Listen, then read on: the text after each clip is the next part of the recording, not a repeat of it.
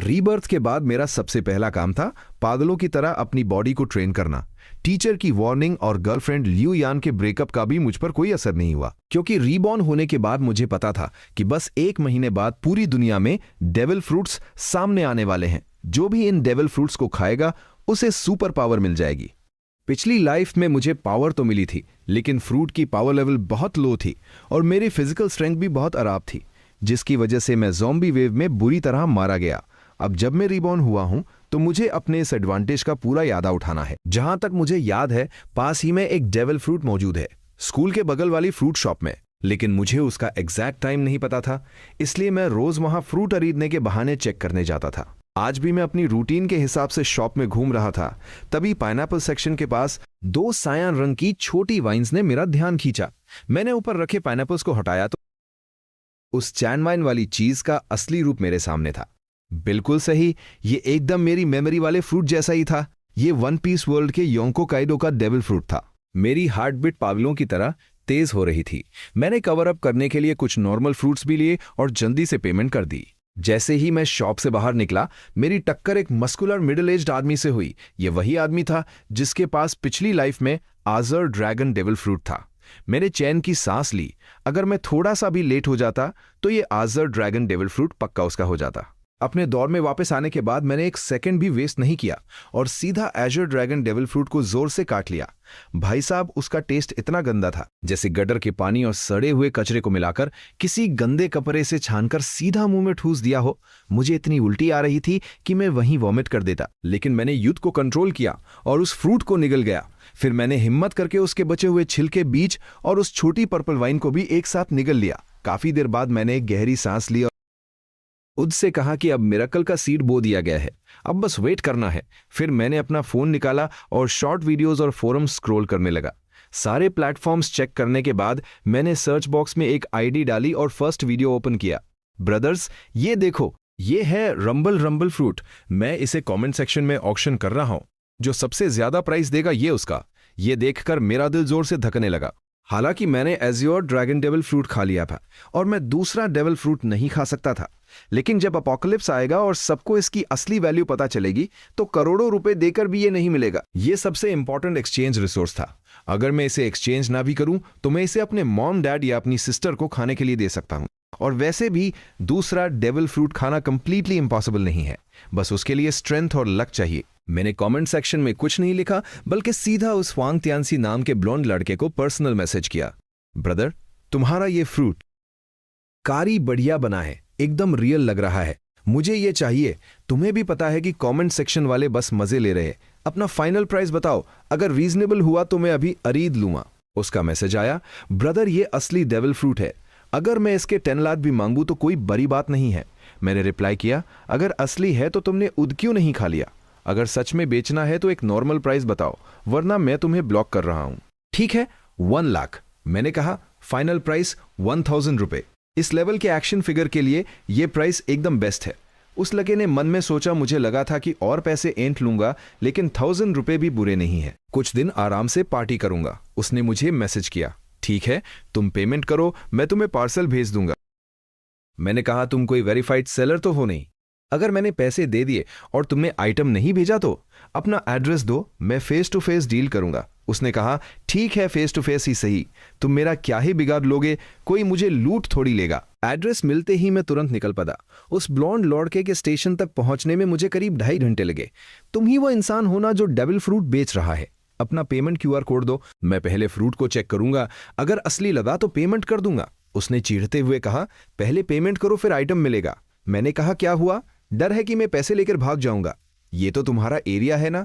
उस लड़के ने थोड़ा दिमाग लगाया और सोचा कि बात तो सही है, इस एरिया में उसका अच्छा खासा रुतबा है। अगर मैंने पैसे नहीं दिए तो वो एक कॉल पर अपने भाइयों को बुला लेगा। जैसे ही मैंने उस बाग को हाथ में लिया, मेरे हाथ हल्के से कांप रहे थे। मैंने बाग के अंदर से उस डेविल फ्रूट को बाहर निकाला। मेरा दिल जोरों से धक रहा था। इसमें कोई शक नहीं था, यह बिल्कुल असली था। मैंने बिना कुछ कहे तुरंत 1000 रुपए ट्रांसफर कर दिए। मैंने उस फ्रूट को सेफली अपने पास रखा और वापस मुड़ गया। अगर इस बेकार से शहर में डायरेक्ट ट्रेन होती तो मैं सीधा अपने घर चला जाता। वापस लौटते वक्त मैं अपने फोन पर शॉर्ट वीडियो स्क्रॉल कर रहा था, तभी एक वीडियो ने मेरा ध्यान खींचा। हाल ही में कई पेशेंट्स अचानक कोमा में चले गए हैं। और बहुत से लोगों की बॉडी पर अजीब से स्पॉट्स नजर आ रहे हैं। एक्सपर्ट्स का मानना है कि यह कोई नया फ्लू हो सकता है। सभी लोग मास्क पहने और अपनी सेफ्टी का ध्यान रखें। ये न्यूज़ देखते ही मेरा दिल धक से रह गया। कोमा, बॉडी पर अजीब स्पॉट्स, क्या पिछली लाइफ में भी अपोकलिप्स आउटब्रेक से पहले यही सब साइंस नहीं थे? मैंने एक सेकंड भी वेस्ट नहीं किया और भागते हुए सीधे अपने डॉर्म की तरफ गया और अपना पक किया हुआ सामान उठाकर बाहर भागने लगा। तभी मेरे पीछे से एक भयानक चीख सुनाई दी। बहुत सारे लोग अचानक जमीन पर गिर पड़े और उनकी बॉडी पर अजीब स्पॉट्स आने लगे। अगले ही पल हवा में एक अजीब सा प्रेशर फैल गया जिसने वहां मौजूद हर इंसान को फ्रीज कर दिया। और फिर वो कोमा में गए लोग अचानक मोटेट होने लगे। उनकी आंखें बाहर आ गईं, उनके नाइल्स नुकीले और लंबे हो गए और वो पागलों की तरह डॉर्म रूम से बाहर भागने लगे। सारे स्टूडेंट्स डर के मारे चीखने चिल्लाने लगे। लेकिन इस वक्त मुझे अपनी ब्लड लाइन के अंदर से एक बहुत ही पावरफुल एनर्जी महसूस हो रही थी। मेरी बॉडी के अंदर एजियर ड्रैगन पावर जग रही थी। मैंने एक जोरदार दहादर मारी। मेरे कपड़ों पर सियान ड्रैगन शैडोज नजर आने लगी। मेरे सिर पर ड्रैगन हॉर्न्स आ गए और मेरे हाथ ड्रैगन क्लॉज में बदल गए। मेरी पूरी बॉडी बीस्ट फॉर्म में ट्रांसफॉर्म होने लगी। कॉरिडोर में मौजूद स्टूडेंट्स मुझे देखकर बुरी तरह डर गए। उन्हें लगा कि मैं भी जमीन पर गिरे हुए उन लोगों की तरह कोई मॉन्स्टर बन गया हूं। ह्यूमन बीस्ट फॉर्म में आते ही मेरी फिजिकल कंडीशन ड्रास्टिकली बढ़ गई थी। मेरी स्ट्रेंथ, डिफेंस, स्पीड और रिकवरी एबिलिटी किसी अलग ही लेवल पर पहुंच चुकी थी। तभी पीछे से 2 ज़ॉम्बीज दहाड़ते हुए मुझे काटने दौड़े।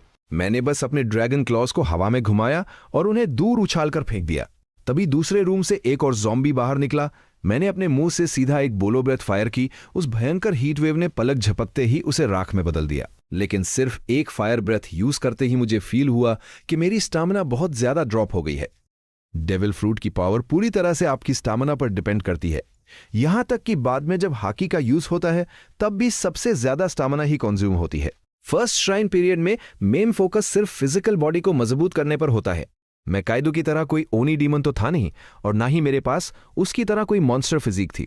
इसलिए एजियोर ड्रैगन डेविल फ्रूट मिलने के बाद भी मैं उसकी असली पावर को पूरी तरह अनलीश नहीं कर सकता था। लेकिन मेरे पास भी कुछ ट्रिक्स थी। यह मेरा स्पेशल कस्टमेड बेसबॉल बैट था जिसे आज तौर पर भारी और मोटा बनाया गया था। ज़ॉम्बीज के सिर फोड़ने के लिए यह एकदम परफेक्ट था। मैंने अपने बत को हवा में घुमाया जिस पर बिजली की नीली लहरें दौड़ रही थी। एजियर ड्रैगन डेविल फ्रूट की पावर से मैं विंड, फायर और लाइटनिंग इन तीनों नेचुरल एलिमेंट्स को कंट्रोल कर सकता था। हालांकि इनकी पावर लोगिया टाइप फ्रूट्स जितनी खतरनाक नहीं थी, लेकिन मेरे अटैक्स को बूस्ट करने के लिए ये कारी थी। मैं पूरे कॉरिडोर में पागलों की तरह ज़ॉम्बीज को मार रहा था। मेरी वजह से 22 स्टूडेंट्स को भी भागने का थोड़ा मौका मिल गया था। मेरा वो इलेक्ट्रिसिटी से लिपटा बेसबॉल बैट बिल्कुल थंडर बागवा की तरह काम कर रहा था। मेरे सामने आने वाला हर ज़ॉम्बी बस एक हिट में मारा जा रहा था। लेकिन मैं सिर्फ उन्हें मारने के मजे नहीं ले रहा था। मैं लड़ते लड़ते तेजी से नीचे की तरफ भाग रहा था। मेरे पास 2 मेन मिशंस थे। पहला, किसी भी तरह अपने घर पहुंचना ताकि इस बार मेरी फैमिली को कोई नुकसान ना पहुंचा सके। और दूसरा, जल्द से जल्द 100 ज़ॉम्बीज को मारना, क्योंकि 100 किल्स होते ही सेंचुरी स्पेस ओपन हो जाएगा और फिर मैं वहां से 3 टाइप्स ऑफ हाकी की ट्रेनिंग मेथड्स और ईद कर अपनी स्ट्रेंथ बढ़ा सकता हूं। माना कि एजियर ड्रैगन हवा में उड़ सकता है, लेकिन मेरी करंट स्टामिना के साथ उड़ कर घर पहुंचना बिल्कुल इम्पॉसिबल था। मैं अपने उस आयरन बार्ट को घुमाता हुआ किसी एजियर ड्रैगन वॉर गॉड की तरह आगे बढ़ रहा था। मुझे कोई रोक नहीं पा रहा था। बहुत सारे स्टूडेंट्स मेरे पीछे पीछे आ रहे थे। उन्हें लग रहा था कि वो मेरे पीछे रहकर सेफली बाहर निकल जाएंगे, लेकिन उन्हें नहीं पता था कि इस अपोकलिप्स में अब कोई जगह सेफ नहीं है। चुपचाप अपने डॉर्म का दरवाजा बंद करके छुपने से वो शायद थोड़ा और जी जाते। बिल्डिंग से बाहर आते ही मेरी आंखें फटी की फटी रह गईं। नीचे का नजारा देखकर मेरे तो रोंगटे खड़े हो गए। ये स्कूल कभी एक बहुत बड़ा कब्रिस्तान हुआ करता था। कैंपस में रूमर्स थे कि यहां बहुत स्ट्रांग एनर्जी है। यहां घर बनाने से बहुत लोग बीमार पड़ने लगे थे, जिसके बाद एक फंग शुई मास्टर ने यहां स्कूल बनाने का आइडिया दिया था ताकि यंग स्टूडेंट्स की पावरफुल यंग एनर्जी से इस जगह की नेगेटिव एनर्जी खत्म हो सके। लेकिन अब ज़ॉम्बी वायरस के इन्फेक्शन से वो पुरानी हमला कर रहे थे। बचाओ, कोई मुझे बचाओ। पूरे कैंपस में अरातरी मची हुई थी। सब पागलों की तरह अपनी जान बचाकर भाग रहे थे। वो बिना कुछ सोचे समझे बस एक दूसरे को धक्का देते हुए भाग रहे थे। लेकिन मुझे उन सबसे कोई मतलब नहीं था। मैंने सीधा स्कूल के मेन गेट की तरह दौड़ लगा दी। रास्ते में जो भी ज़ॉम्बी या कंकाल मेरे सामने आया, मैंने अपने बत के एक ही वार से उसके चीथड़े उड़ा दिए। आखिरकार जैसे ही मैं मेन गेट पर पहुंचा, अचानक से मेरी बॉडी वहीं फ्रीज हो गई। सिर्फ मैं ही नहीं, वहां मौजूद हर इंसान और यहां तक कि ज़ॉम्बीज भी अपनी जगह पर बुत बन चुके थे। ऐसा लग रहा था जैसे किसी ने पूरी दुनिया को पॉज कर दिया हो। और फिर मेरी आंखों के सामने अंधेरा छा गया। First, sanctuary, devil fruits have descended. Sanctuary space is now open. जब मुझे होश आया तो मैं एक बहुत ही अजीब सी जगह पर था। यहां ना कोई स्पेस था और ना ही कोई टाइम। मेरे सामने बस दो स्क्रीन्स थी, एक बड़ी और एक छोटी। उस बड़ी स्क्रीन पर बड़े बड़े लेटर्स में लिखा था सैंक्चुरी शॉप और छोटी स्क्रीन पर लिखा था पर्सनल पैनल। मैं पिछली लाइफ से इन सब चीजों के बारे में अच्छे से जानता था। ये किसी अननोन फोर्स का दिया हुआ चांस था जहां हम पॉइंट्स का यूज करके स्किल्स, इक्विपमेंट्स, वेपन्स और पोशंस खरीद सकते थे। चूंकि तुम 100 ज़ॉम्बीज को मारने वाले सबसे पहले इंसान हो और तुमने अपोकलिप्स के शुरू होने के पहले 10 मिनट्स के अंदर ही 100 पॉइंट्स का टारगेट कंप्लीट कर लिया है, इसलिए तुम्हारे रिवॉर्ड्स का लेवल अपग्रेड कर दिया गया है। अब तुम नीचे दिए गए 3 रिवॉर्ड्स में से कोई भी एक चुन सकते हो। मैं पूरी तरह से हैरान था। मैंने अपनी पिछली लाइफ में कभी भी ऐसा कुछ एक्सपीरियंस नहीं किया था। Reward 1, perfect fruit. ये तुम्हारे आजियर ड्रैगन डेविल फ्रूट को उसकी परफेक्ट स्टेट में ले जाएगा और उसके सारे साइड इफेक्ट्स खत्म कर देगा। साइड इफेक्ट्स खत्म होने के बाद तुम पर सी स्टोन और सी वाटर का कोई असर नहीं होगा और सबसे बड़ी बात, तुम बिना ब्लास्ट हुए आराम से दूसरा डेविल फ्रूट भी खा सकते हो। Reward 2, hockey genius. तुम्हें पॉइंट्स या ट्रेनिंग की कोई जरूरत नहीं है। तुम सीधा 3 टाइप्स ऑफ हाकी को अवेकन कर लोगे और अगर तुम हाकी की ट्रेनिंग नहीं भी करते तब भी वो अपने आप धीरे धीरे ग्रो होती रहेगी। और अगर तुमने ट्रेनिंग की तो तुम्हारी हाकी 10x स्पीड से बढ़ेगी। Reward 3, god tier weapon. तुम्हें सुप्रीम ग्रेड सॉर्ड लेवल का एक कस्टम वेपन मिलेगा और ये वेपन ज़ॉम्बीज को डबल डैमेज देगा।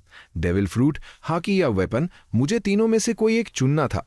ऑप्शन 1 और 3 से मेरी पावर तुरंत बढ़ जाती, लेकिन ऑप्शन 2 का रिजल्ट धीरे धीरे मिलता पर उसका पोटेंशियल बहुत ज्यादा था।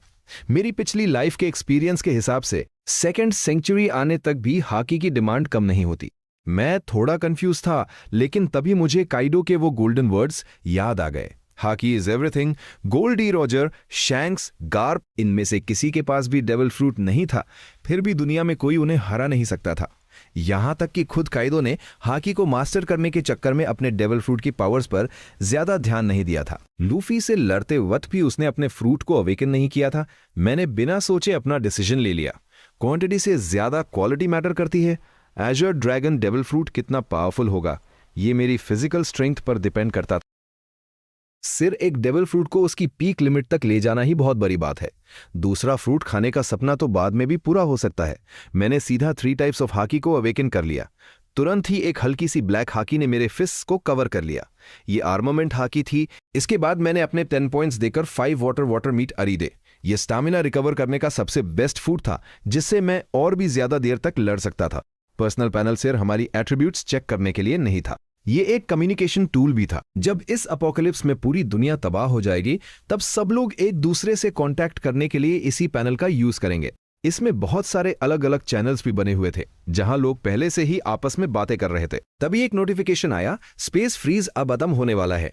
इसके बाद तुम सिर्फ सोचने भर से सैंक्चुअरी स्पेस में एंटर कर सकते हो। मेरी आंखों के सामने फिर से अंधेरा छा गया। जब आंखें खुली तो मेरा कॉन्शियसनेस वापस मेरी बॉडी में आ चुका था। मेरे चारों तरफ ज़ॉम्बीज की भीड़ थी और मेरे टीचर्स और क्लासमेट्स डर के मारे पागलों की तरह भाग रहे थे। मैंने जल्दी से एक वाटर मीट निकाला और सीधा अपने मुंह में ठूस लिया। मैं उसे चबाते हुए तेजी से मेन गेट की तरह दौड़ा। तभी मुझे कुछ फील हुआ और मैं तुरंत अपनी जगह से पीछे हट गया। मैं जहां खेरा था वहां से अचानक एक कंकाल का हाथ बाहर निकला था। ऑब्जर्वेशन हाकी, मैंने तुरंत अपने इलेक्ट्रिसिटी से भरे बेसबॉल बैट से मेरे सामने आ रहे सारे ज़ॉम्बीज के सिर फोड़ दिए। उसके बाद मैं वापस अपनी नॉर्मल ह्यूमन फॉर्म में आ गया और सीधा एक गाड़ी के अंदर घुसकर फुल स्पीड में शहर से बाहर की तरफ भागने लगा। रास्ते में लोगों की गाड़ियों की लाइन लगी हुई थी। उन्हें लग रहा था कि ज़ॉम्बी आउटब्रेक सिर्फ शहरों में हुआ है, इसलिए वो लोग अपनी जान बचाने के लिए दूर सुनसान इलाकों की तरफ भाग रहे थे। लेकिन उन्हें नहीं पता था कि इस दुनिया का कोना कोना अब खतरनाक हो चुका है। गाड़ी में रेडियो पर नेशनल इमरजेंसी नोटिस आ रहा था, कोई भी पैनिक ना करे, अपने घरों में रहे और खीदा की दरवाजे बंद रखे। मिलिट्री फोर्सेस को भेज दिया गया है और हमारी बियो लैब्स एंटीडोट बनाने पर काम कर रही है। प्लीज शांति बनाए रखें। ज़ॉम्बी वायरस की फर्स्ट वेव हवा में फैली थी जिससे कमजोर इम्यून सिस्टम वाले लोग तुरंत इन्फेक्ट हो गए थे। इसलिए हॉस्पिटल्स और ओल्ड एज होम्स सबसे बड़े इन्फेक्शन जोन्स थे। अपोकलिप्स शुरू होने के बाद ये वायरस मेन रूप से काटने या खून से झेल रहा था। मिलिट्री सोल्जर्स की बॉडी और इम्यूनिटी सबसे स्ट्रांग होती है। इसी वजह से अपोकलिप्स के स्टार्टिंग फेज में आर्मी कुछ हद तक सिचुएशंस कंट्रोल कर पा रही थी, लेकिन मुझे पता था कि यह ज्यादा दिन नहीं चलने वाला। ज़ॉम्बीज को जल्दी खत्म करने के लिए आर्मी फायर आर्म्स और हैवी वेपन्स का यूज कर रही थी, लेकिन फायर आर्म्स से मारे गए ज़ॉम्बीज के पॉइंट्स नहीं मिलते और बिना पॉइंट्स के कोई पावर अपग्रेड नहीं हो सकती। इसलिए अब बचने का सिर्फ एक ही रास्ता था। हर इंसान को वूड हथियार उठाना होगा और इन ज़ॉम्बी से लड़ना होगा। ये एक survival of the fittest competition था। मेरी गाड़ी फुल स्पीड में दौड़ रही थी। अगर कोई ज़ॉम्बी रास्ते में आ भी रहा था तो मैं सीधा अपनी गाड़ी उस पर चढ़ा देता। तभी मेरा फोन बजा। कॉल उठाते ही मुझे अपनी सिस्टर ऑकिंग की डरी हुई आवाज सुनाई दी। ब्रदर, तुम कहां हो? बाहर बहुत सारे ज़ॉम्बीज हैं। ये सब बहुत डरावना है। मैं बिल्कुल ठीक हूं। तुम कैसी हो? मॉम डैड से बात हुई? हाँ, मॉम ने तुम्हारी बात मानकर पहले ही छुट्टी ले ली थी और मुझे घर ले आई थी। डैड अभी हॉस्पिटल में है, लेकिन उन्होंने यूथ को अपने ऑफिस में लॉक कर लिया है, तो वो अभी सेफ हैं। ब्रदर, तुम कमाल हो। अगर तुमने मॉम से जिद करके छुट्टी नहीं दिलवाई होती तो शायद हम भी अब तक मारे गए होते। पिछले 1 महीने से ऑकिंग बहुत कंफ्यूज थी। मैं रोज बहुत सारा राशन और जरूरत का सामान खरीद कर घर भेज रहा था। जब भी वो मुझसे पूछती, मैं कोई जवाब नहीं देता था। उसे समझ नहीं आ रहा था कि मेरे पास इतने पैसे कहां से आ रहे हैं। सच कहूं तो मेरे पास कोई पैसे नहीं थे और 1 महीने में इतने पैसे कमाना भी इम्पॉसिबल था। लेकिन जब मुझे पता ही था कि दुनिया खत्म होने वाली है, तो फिर मुझे डरने की क्या जरूरत थी। मैंने सारे लोन ऐप से भर भर कर पैसे उठा लिए थे। अगर मुझे मॉम डैड को कोई जवाब नहीं देना होता ना, तो मैं इस घर को भी गिरवी रख देता। हालांकि सेंचुरी स्पेस के आने के बाद मुझे इतना सारा सामान स्टोर करने की जरूरत नहीं थी, लेकिन ये सब मैंने इमरजेंसी के लिए रखा था। हम फोन पर बात कर ही रहे थे कि तभी आगे चल रही एक लग्जरी कार ने एक ज़ॉम्बी से बचने के चक्कर में अचानक टर्न लिया और पलट गई, जिसकी वजह से पीछे आ रही गाड़ियों की भी आपस में टक्कर हो गई और एक बहुत बड़ा पायलअप हो गया। कई गाड़ियां बुरी तरह टूट चुकी थीं और लोग मर रहे थे। मुझे पहले से ही लग रहा था कि ऐसा कुछ होने वाला है। अब ब्रेक मारने का कोई इरादा नहीं था।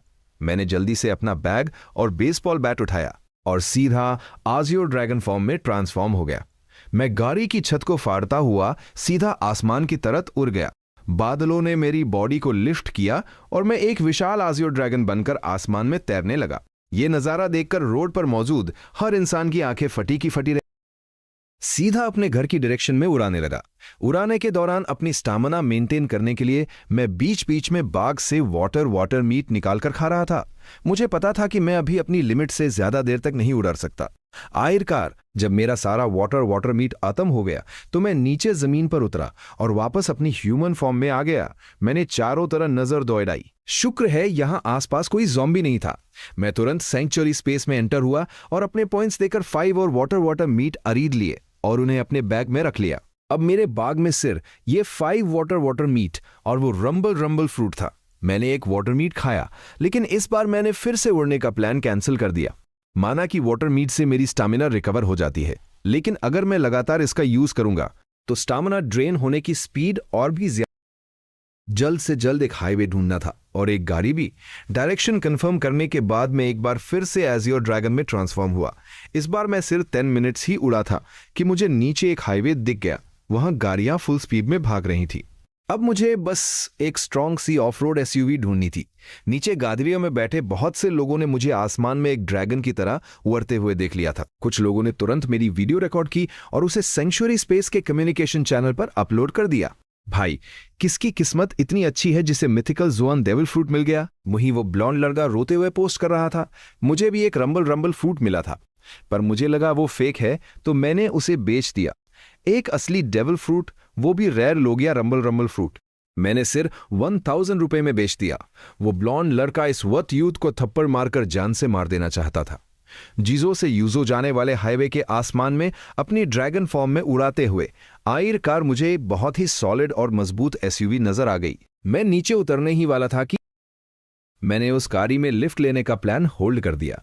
अचानक मेरी नजर हाईवे के किनारे लगे एक बहुत बड़े पेड़ पर पड़ी, जिसके पत्तों के बीच से एक हल्की सी चमक आ रही थी। मेरा दिल जोर से धधका और मैं सीधा उस पेड़ की तरह नीचे उतरा। जैसे ही मैं उस पेड़ के पास पहुंचा, मेरी ड्रैगन आइज फटी की फटी रह गई। सच में ऊपर वाला मेरे साथ है। उस पॉपुलर ट्री के एकदम टॉप पर, जहां कभी कोई फल नहीं उगता, वहां घने पत्तों के बीच एक फ्रूट लटक रहा था। ये बिल्कुल कॉर्न की शेप का था, पूरी तरह से गोल्डन कलर का, जिस पर व्हाइट रंग के कर्ली पैटर्न्स बने हुए थे। ये कोई ऐसा डेविल फ्रूट था जो मैंने पहले कभी नहीं देखा था। हालांकि ये नॉर्मल भी है, मंगा में तो कुछ दर्जनों डेविल फ्रूट्स ही दिखाए गए हैं, लेकिन इस अपोकलिप्स में डेविल फ्रूट्स की गिनती हजारों में थी और मेरी सबकॉन्शियस कैलकुलेशन के हिसाब से इनकी गिनती दसियों हजार से भी ज्यादा थी। इनमें से ज्यादातर जोआन टाइप थे और मिथिकल जोआन फ्रूट्स भी कोई कम नहीं थे, क्योंकि आयरकार दुनिया के अलग अलग देशों में हजारों मिथोलॉजिकल क्रीचर्स जो मौजूद हैं। इनमें से हर एक मिथोलॉजिकल बीस्ट या डेमन एक नया मिथिकल जोआन टाइप फ्रूट बन सकता है। लेकिन भले ही मिथिकल जोआन फ्रूट्स गली गली में मिलने लगे, फिर भी ये सबसे ताकतवर कहलाने के लायक हैं। मैंने अपने ड्रैगन क्लॉज आगे बढ़ाए और उस फल को तोड़कर अपने बैकपैक में रख लिया। जब मेरे पॉइंट्स 1000 हो जाएंगे तब मैं सेंचुरी स्पेस में एक नया फीचर अनलॉक कर पाऊंगा, डेविल फ्रूट अप्रेजल। इससे मैं कोई भी बेकार या अपनी पसंद के ईला फ्रूट खाने से बच सकता हूं। हालांकि इसकी अप्रेजल फी बहुत ज्यादा है। हर अप्राइजल के लिए पूरे 1000 पॉइंट्स चाहिए। मैं उस ऑफ रोड एसयूवी का पीछा करने ही वाला था कि आगे चल रहा एक बड़ा ट्रक अचानक से पलट गया। उस ट्रक में से 3 ज़ॉम्बीज बाहर निकले और आसपास की गाड़ियों पे हमला करने लगे। लेकिन इस बार किसी ने अपनी गाड़ी नहीं रोकी, सबने एक्सेलरेटर पे पैर रखा और सीधे उन ज़ॉम्बीज के ऊपर से गाड़ी चढ़ा दी। लोग अपनी गाड़ियों को लेफ्ट राइट घुमाकर ज़ॉम्बीज को नीचे गिराने की कोशिश कर रहे थे, लेकिन इस चक्कर में एक बहुत बड़ा चेन एक्सीडेंट हो गया। मैंने उस तरफ एक नजर देखी, लेकिन उसे इग्नोर कर दिया। मैं नीचे उतरा और उस पलटे हुए ट्रक के पास गया। मैंने अपनी ह्यूमन बीस्ट फॉर्म ली और ट्रक के पलटे हुए हिस्से को पकड़कर उसे जबरदस्ती सीधा कर दिया। आजर ड्रैगन फ्रूट से मिलने वाली फिजिकल स्ट्रेंथ सच में बहुत भयानक थी। फिर मैं उस ट्रक के अंदर बैठा और उसे सीधा आगे बढ़ा दिया। जब मैं उस एक्सीडेंट वाली जगह पहुंचा तो मैं फिर से आजियर ड्रैगन में ट्रांसफॉर्म हुआ और मेरे रास्ते में जितनी भी गाड़ियां आ रही थीं, मैंने उन सबको हटा दिया।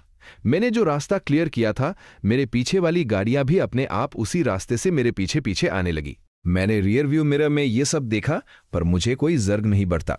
इन्हें पीछे आना है तो आने दो, जब तक ये मेरे रास्ते में नहीं आते मुझे कोई प्रॉब्लम नहीं है। रास्ते में बहुत एक्सीडेंट्स हुए थे तो मैं बीच बीच में उतरकर ज़ॉम्बीज को मारता और रास्ता सार करता। अगर तुम मेरी जान बचाओ तो मैं तुम्हें इतने पैसे दूंगा कि तुम अपनी पूरी। अचानक से अपने घुटनों पर गिरता था। उसे ऐसा लगा जैसे उसके सामने खड़ा ये ड्रैगन मैन इस पूरी दुनिया का सबसे बड़ा राजा हो। मेरी हल्की सी कॉन्करर्स हाकी ने ही उन सबको डरा कर रख दिया था जो मुझसे हेल्प मांगने के लिए आगे आ रहे थे। लेकिन मौत के डर से कुछ लोग अपनी आयरी उम्मीद आजमाने के लिए आगे आए। एक बहुत ही अट्रैक्टिव और मैच्योर दिखने वाली औरत हिम्मत करके मेरे पास आई। इस अपोकलिप्स में भी वो पूरी तरह से सज धज कर आई थी। हैंडसम, क्या तुम मुझे अपने साथ ले जा सकते हो? तुम मेरे साथ कुछ भी कर सकते हो। Get lost. जैसे ही मैं अपनी पावर डीएक्टिव करके ट्रक में बैठने वाला था, एक मस्कुलर आदमी मेरे पीछे से आया। जब उसने देखा कि मैं रुकने के मूड में नहीं हूं तो उसने जल्दी से अपनी खूबियां गिनाना शुरू कर दिया। सर, मैंने भी बहुत सारे अपोकलिप्स नॉवेल्स पढ़े हैं। आप भले ही बहुत पावरफुल है, लेकिन क्या आपको अपना सेफ जोन बनाने के लिए लोगों की जरूरत नहीं है? मुजलिम कोई में और कोई ऊबी हो या ना हो, पर मुझ में तात बहुत है। मैं एक मार्शल आर्ट्स कोच हूं। मैं पक्का आपके काम आऊंगा। मैं रुका और मुड़कर उसे देखा। मैंने अपनी ठुड्डी पर हाथ फेरते हुए कुछ देर सोचा। ये इंसान सही कह रहा है। ये दुनिया की सिविलाइजेशन बहुत जल्दी खत्म होने वाली है। इस अपोकलिप्स में सरवाइव करने के लिए मुझे अपना यूथ का एक सेफ बेस बनाना होगा ताकि मैं इन ज़ॉम्बीज से लड़ सकूं। इन ज़ॉम्बीज की ग्रोथ स्पीड बहुत फास्ट है। मेरे यहां कहते ही लिनखोई उसी से पागल हो गया। उसने अपना सारा सामान, अपनी गाड़ी, सब कुछ वहीं छोड़ दिया। उसे डर था कि अगर उसने एक सेकंड की भी देरी की तो मैं उसे छोड़कर चला जाऊंगा। उसने फ्रंट सीट पर बैठने की हिम्मत नहीं की, बल्कि अपनी फिजिकल स्ट्रेंथ का यूज करके पीछे कार्गो एरिया में चढ़ गया। लिनखोई को सक्सेसफुल होता देख बाली लोगों की भी उम्मीद जाग उठी। ये बॉस पूरी तरह से हार्टलेस नहीं है, लेकिन वो मोटा आदमी कुछ बोल पाता। उससे पहले ही मैंने उसे टोक दिया। मुझे अगर लोग चाहिए भी तो मैं एक ही जगह से इतने सारे लोगों को नहीं ले सकता। स्टार्टिंग के लिए एक लिनखोई कारी है और वैसे भी इसकी लॉयल्टी अभी टेस्ट करनी है। मुझे धीरे धीरे इसे टेस्ट करना होगा। प्लीज मुझे एक मौका दीजिए। मेरी स्किल्स और मेरी जान अब से आपके गोल्स पूरे करने के लिए है। शायद ये आगे चलकर कुछ बड़ा कर सकती है। मैंने उस औरत को एक गहरी नजर से देखा। औरत ऊंची से उछल पड़ी। मेरी परमिशन के बिना उसने भी फ्रंट सीट पर बैठने की हिम्मत नहीं की, बल्कि वो भी पीछे कार्गो एरिया में जाकर बैठ गई। मैं ये सब देख रहा था और मन ही मन खुश हो रहा था। शायद ये औरत सिर्फ देखने में ही सुंदर नहीं है, पीछे खैरेबारी लोग भी इन दोनों की तरह मेरे साथ आना चाहते थे, लेकिन मैंने फिर से अपनी कॉन्करर्स हाकी रिलीज की। सबके सब डर के मारे जमीन पर गिरते थे। ओ माय गॉड, बॉस ने कॉन्करर्स हाकी अवेकन कर ली है। कुछ वन पीस फैंस ने तुरंत मेरी पावर पहचान ली। कुछ देर बाद मुझे हाईवे पर एक सर्विस स्टेशन दिखा, लेकिन उस पर ज़ॉम्बीज ने कब्जा कर रखा था। रास्ते से गुजरने वाले लोग यहां रुककर फ्यूल और खाना लेना चाहते थे, लेकिन इतने सारे ज़ॉम्बीज को देखकर उन्हें अपना प्लान कैंसिल करना पड़ा। लेकिन मुझे किस बात का डर था, मैंने अपना बड़ा सा ट्रक वहीं रोक दिया और ज़ॉम्बीज की भीड़ ने हमें घेर लिया। वो कार के अंदर तो नहीं आ पाए, लेकिन वो पीछे कार्गो एरिया में चार्ज कर लिन कोई और उस औरत पर हमला करने की कोशिश कर रहे थे। वो दोनों डर के मारे कार्गो एरिया में सिकुड़ कर बैठे थे। उनकी बाहर देखने की हिम्मत भी नहीं हो रही थी। मैंने दरवाजा खोला और सीधा अपनी ह्यूमन बीस्ट फॉर्म में आ गया। मेरे हाथ में मेरा बेसबॉल बैट था। मैंने एक ही झटके में उन ज़ॉम्बीज का सिर फोड़ दिया जो ट्रक पर चार्जने की कोशिश कर रहे थे। मेरे पीछे पीछे जो गाड़ियों का काफिला आ रहा था, वो भी इसी सर्विस स्टेशन पर आके रुक गया। वो सोच रहे थे कि जब मैं सारे ज़ॉम्बीज को मार दूंगा तब वो आराम से अपना फ्यूल और सामान ले लेंगे, लेकिन उनके आते ही ज़ॉम्बीज का ध्यान उन पर चला गया और वो उनकी तरफ भागने लगे। मजबूर होकर उन लोगों को वहां से भागना था और मैं एक एक करके सारे ज़ॉम्बीज को मारता रहा। मैंने सिर्फ एक ज़ॉम्बी को जिंदा छोड़ा ताकि लिन कोई उस पर प्रैक्टिस कर सके। लिन कोई सच में एक मार्शल आर्ट्स कोच था। उसकी स्ट्रेंथ, स्पीड और फाइटिंग रिफ्लेक्सेस बहुत अच्छे थे। जब तक मैंने गाड़ी में फ्यूल भरा, उसने भी उस ज़ॉम्बी को मार गिराया। सारा सामान इकट्ठा करने के बाद मैंने आखिरकार उस अट्रैक्टिव औरत का नाम पूछा। हालांकि ये औरत देखने में बहुत नाजुक और कमजोर लग रही है, लेकिन जब से ये मेरे ट्रक में आई है, इसका बिहेवियर काफी अच्छा रहा है। जब ज़ॉम्बीज ट्रक पर चढ़ रहे थे तब भी ये चिल्लाई नहीं। इस बात से मेरी नजरों में इसकी रिस्पेक्ट थोड़ी और बढ़ गई। जब औरत ने देखा कि मैं आखिरकार उसका नाम पूछ रहा हूं, तो उसने तुरंत जवाब दिया, मेरा नाम ल्यू मेंगचियान है। मैं एक प्री स्कूल टीचर हूं। तुम्हें पीछे कार्गो एरिया में बैठने की जरूरत नहीं है, तुम फ्रंट सीट पर आ सकती हो। Yes master. उसके इस वर्ड ने मुझे फिर से हैरान कर दिया। उसने मेरा नाम तक नहीं पूछा, सीधा मुझे मास्टर बुला लिया। जो इंसान अपनी डिग्निटी और ईगो को साइड में रख सकता है, वही इस अपोकलिप्स में सबसे ज्यादा सर्वाइव कर सकता है। हम जल्दी ही वहां से निकल पड़े।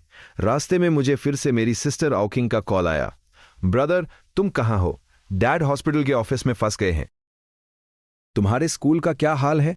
तुम अपना ध्यान रखो। मॉम डैड किसी ना किसी तरह तुम्हें बचा लेंगे। मॉम, आप टेंशन मत लो। मुझे काइदो का आजिर ड्रैगन फ्रूट मिल गया है। डेविल फ्रूट का नाम सुनते ही ऑकिंग का डर गायब हो गया।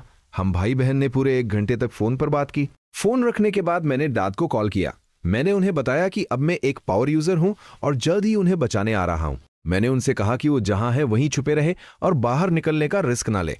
ऑफिस में बैठे ऑकिंग के दाद बहुत परेशान और हेल्पलेस फील कर रहे थे, लेकिन मेरी बात सुनकर उन्हें थोड़ी शांति मिली। उन्होंने मुझे केयरफुली आने को वेट करने लगे। जब मैं अपना ट्रक लेकर बियांचंग सिटी में एंटर हुआ तो आधी रात हो चुकी थी। सड़कों पर ज़ॉम्बीज बिना किसी डायरेक्शन के घूम रहे थे। रात के सन्नाटे में मेरे ट्रक की आवाज बहुत जोर से गूंज रही थी। जो लोग डर के मारे अभी तक सोए नहीं थे, उन्होंने अपनी खिड़कियां खोलकर बाहर देखना शुरू कर दिया। मैं घर नहीं गया, मैं सीधा सेंट्रल हॉस्पिटल की तरह गया। वहां सैकड़ों ज़ॉम्बीज की भीड़ इकट्ठा थी। मैंने ट्रक से उतरते ही अपनी ह्यूमन बीस्ट फॉर्म ले ली। मेरे बेसबॉल बैट पर इलेक्ट्रिसिटी दौड़ रही थी और मैं उन ज़ॉम्बीज के बीच पागलों की तरह तबाही मचाने लगा। हॉस्पिटल के अंदर एक भी जिंदा इंसान नहीं था। तुम दोनों यही मेरा वेट करो, मैं दाद को लेकर आता हूं, फिर हम साथ चलेंगे। मेरे जाने के बाद लिन कोई और वो औरत तुरंत पास के एक कमरे में छुप गए और दरवाजे के पीछे बहुत सारी डेस्क्स और चेयर्स लगा दी और मेरे लौटने का वेट करने लगे। मैं ज़ॉम्बीज को मारते हुए दाद को कॉल कर रहा था। डैड, मैं हॉस्पिटल पहुंच गया हूं। आप किस ऑफिस में हैं? दूसरी तरफ ओहाई डैड बहुत भूखे प्यासे थे। बाहर दरवाजा पीटते ज़ॉम्बीज की आवाजों ने उन्हें मेंटली बहुत एग्जॉस्ट कर दिया था। आधी रात का वो था। वो आधे होश में थे और आधे नींद में। तभी फोन की रिंग से वो अचानक जाग गए। जब उन्होंने देखा कि मेरा कॉल है तो उनकी सारी नींद गायब हो गई। मैंने उन्हें वीडियो कॉल किया था। जब उन्होंने मुझे ड्रैगन फॉर्म में ज़ॉम्बीज को मारते हुए देखा तो उनकी जान में जान आई। उन्होंने मुझे डायरेक्शन बताई और मैं जल्दी ही कॉर्नर वाले उस ऑफिस के सामने पहुंच गया। वहां दरवाजे के बाहर 12 ज़ॉम्बीज खड़े थे और लगातार दरवाजा पीट रहे थे। दरवाजा काफी हद तक टूट चुका था। अगर ओहाई ने अंदर से डेस्क्स लगा के दरवाजा ब्लॉक नहीं किया होता तो ज़ॉम्बीज कब के अंदर घुसकर उन्हें फाड़ चुके होते। मैंने अपना आयरन बट घुमाया और उन सारे ज़ॉम्बीज के सिर फोड़ दिए। आयर में मैंने एक जोरदार किक से दरवाजा तोड़ दिया। कमरे के अंदर दाद की हालत थोड़ी खराब थी, लेकिन वो बिल्कुल सेफ थे। बस यही सबसे अच्छी बात थी। ओहाई बहुत तेजी से वो वाटर मीट खा रहे थे जो मैंने उन्हें दिया था। क्या यही वो डेविल फ्रूट पावर है जिसके बारे में तुम और ऑकिंग बात कर रहे थे? ऑफिस में फंसे होने के दौरान ओहाई ने सेंचुरी स्पेस के कम्युनिकेशन चैनल पर बहुत सारे वीडियोस और कमेंट्स देखे थे। उन्हें वन पीस के बारे में थोड़ा बहुत आइडिया लग गया था। मैंने हंसते हुए एक और ज़ॉम्बी का सिर फोड़ दिया जो अंदर घुसने की कोशिश कर रहा था। कैसा लगा आपका बेटा? हैंडसम लग रहा है ना? यू ब्रैट, बहुत हैंडसम लग रहा है। ओहाई ने यहां से भागते वक्त बहुत से लोगों को ज़ॉम्बीज के हाथों मरते देखा था। अब जब उनकी पूरी फैमिली सेफ थी तो इस अपोकलिप्स में इससे बड़ी गुड न्यूज कोई और नहीं हो सकती थी। हॉस्पिटल से बाहर निकलते वक्त मैंने देखा कि कुछ कमरों के दरवाजों के होल से लोग बाहर झांक रहे हैं। जब उन्होंने देखा कि एहाई एक ड्रैगन मान के पीछे आ रहे हैं और वो ड्रैगन मान बहुत पावरफुल है, तो कुछ लोग चिल्लाने लगे, ओल्ड हाई, मुझे बचा लो। ओहाई ने जब अपनी एक कॉलेग को मदद के लिए चिल्लाते हुए देखा तो उनके चेहरे पर थोड़ा दर्द नजर आया। शाओ हाओ, क्या हम इन्हें भी बचा सकते हैं? ये मेरे कॉलीग है, मुझे इन पर तरस आ रहा है। बचाकर क्या करेंगे? क्या मैं इन सबको एक एक करके घर छोड़ने जाऊंगा? और अगर ये घर पहुंच भी गए तो क्या गारंटी है कि ये जिंदा बचेंगे? मैंने उन लोगों की आवाजों को पूरी तरह इग्नोर कर दिया और डार्ट को लेकर तेजी से वहां से निकल गया। जब हम लिन कोई और लियू मेंचियान के कमरे के पास से गुजरे तो मैंने दरवाजा पीट रहे ज़ॉम्बीज को मारा और एक झटके में दरवाजा तोड़कर उन दोनों को बाहर निकाल लिया। मुझे वापस देखकर वो दोनों तुरंत welcome back master, what the?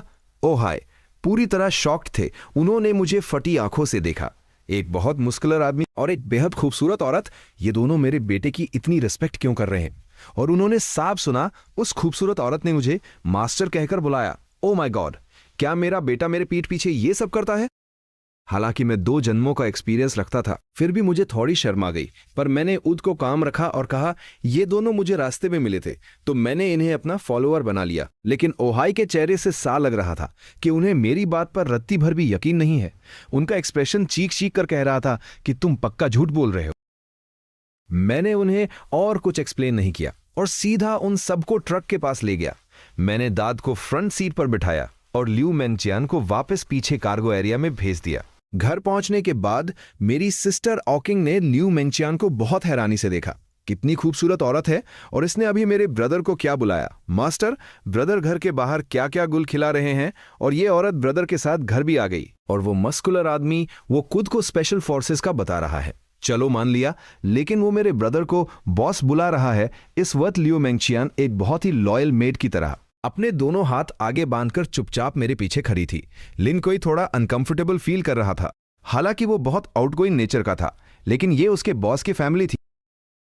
उसे समझ नहीं आ रहा था कि वो उनके साथ कैसे बिहेव करे। आखिरकार मेरी मदर लियू यून ने उद बात शुरू की, तुम सब भूखे होगे ना, आओ खाना खा लो। उन्हें जैसे ही पता चला था कि मैं वापस आ रहा हूं, वो सोई नहीं थी।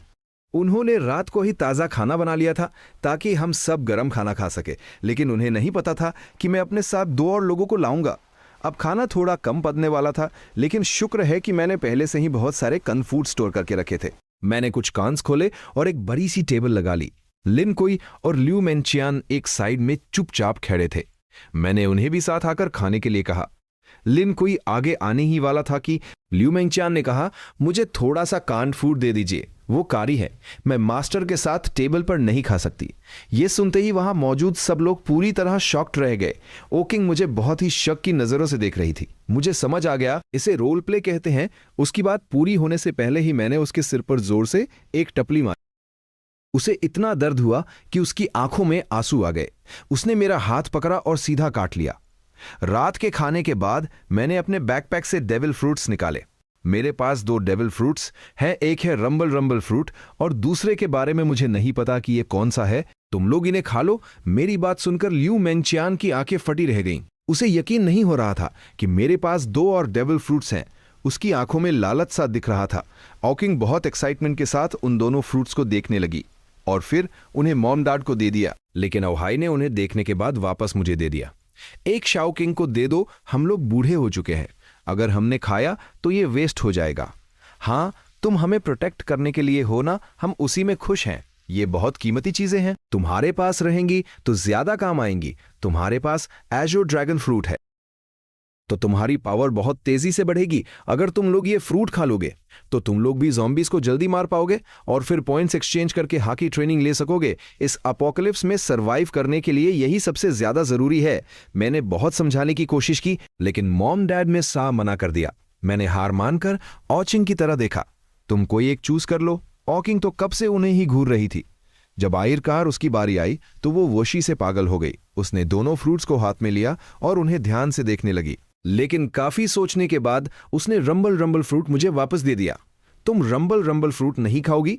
लोगिया फ्रूट स्टार्टिंग में बहुत पावरफुल होते हैं और हमें तो पता भी नहीं कि दूसरे फल की पावर क्या है। सैंक्चुरी स्पेस में एक पोशन ऑफ डेविल ट्रांसफॉर्मेशन मिलता है, जिससे डेविल फ्रूट के साइड इफेक्ट्स एत्म हो जाते हैं और तुम दूसरा फ्रूट भी खा सकते हो। ब्रदर, तुम इतने स्ट्रांग हो, तुम वो पोशन पक्का ढूंढ लोगे। ये रंबल रंबल फ्रूट तुम्हारे लिए परफेक्टली सूट करेगा। मैं ये दूसरा वाला खा लूंगी। चलो ठीक है, मैं पहले इसे अप्रेज कर लेता हूं। अगर पावर अच्छी हुई तो ही तुम इसे खाना। फ्रूट अप्रेजल एक स्पेशल फीचर है जो 1000 पॉइंट्स होने के बाद ही अनलॉक होता है। आउकिंग के पॉइंट्स अभी 0 थे, इसलिए उसे इसके बारे में कुछ नहीं पता था। स्कूल से घर तक आने में और फिर सेंट्रल हॉस्पिटल में पागलों की तरह ज़ॉम्बीज को मारने के बाद मेरे किल्स 1000 से ऊपर जा चुके थे। तो अब मैं एक अप्रेजल कर सकता था। नहीं नहीं नहीं, 1000 पॉइंट्स बहुत ज्यादा है। ये कहते ही उसने बिना मेरी बात सुने उस गोल्डन कॉर्न जैसे फ्रूट को उठाया और सीधा अपने मुंह में ठूस लिया।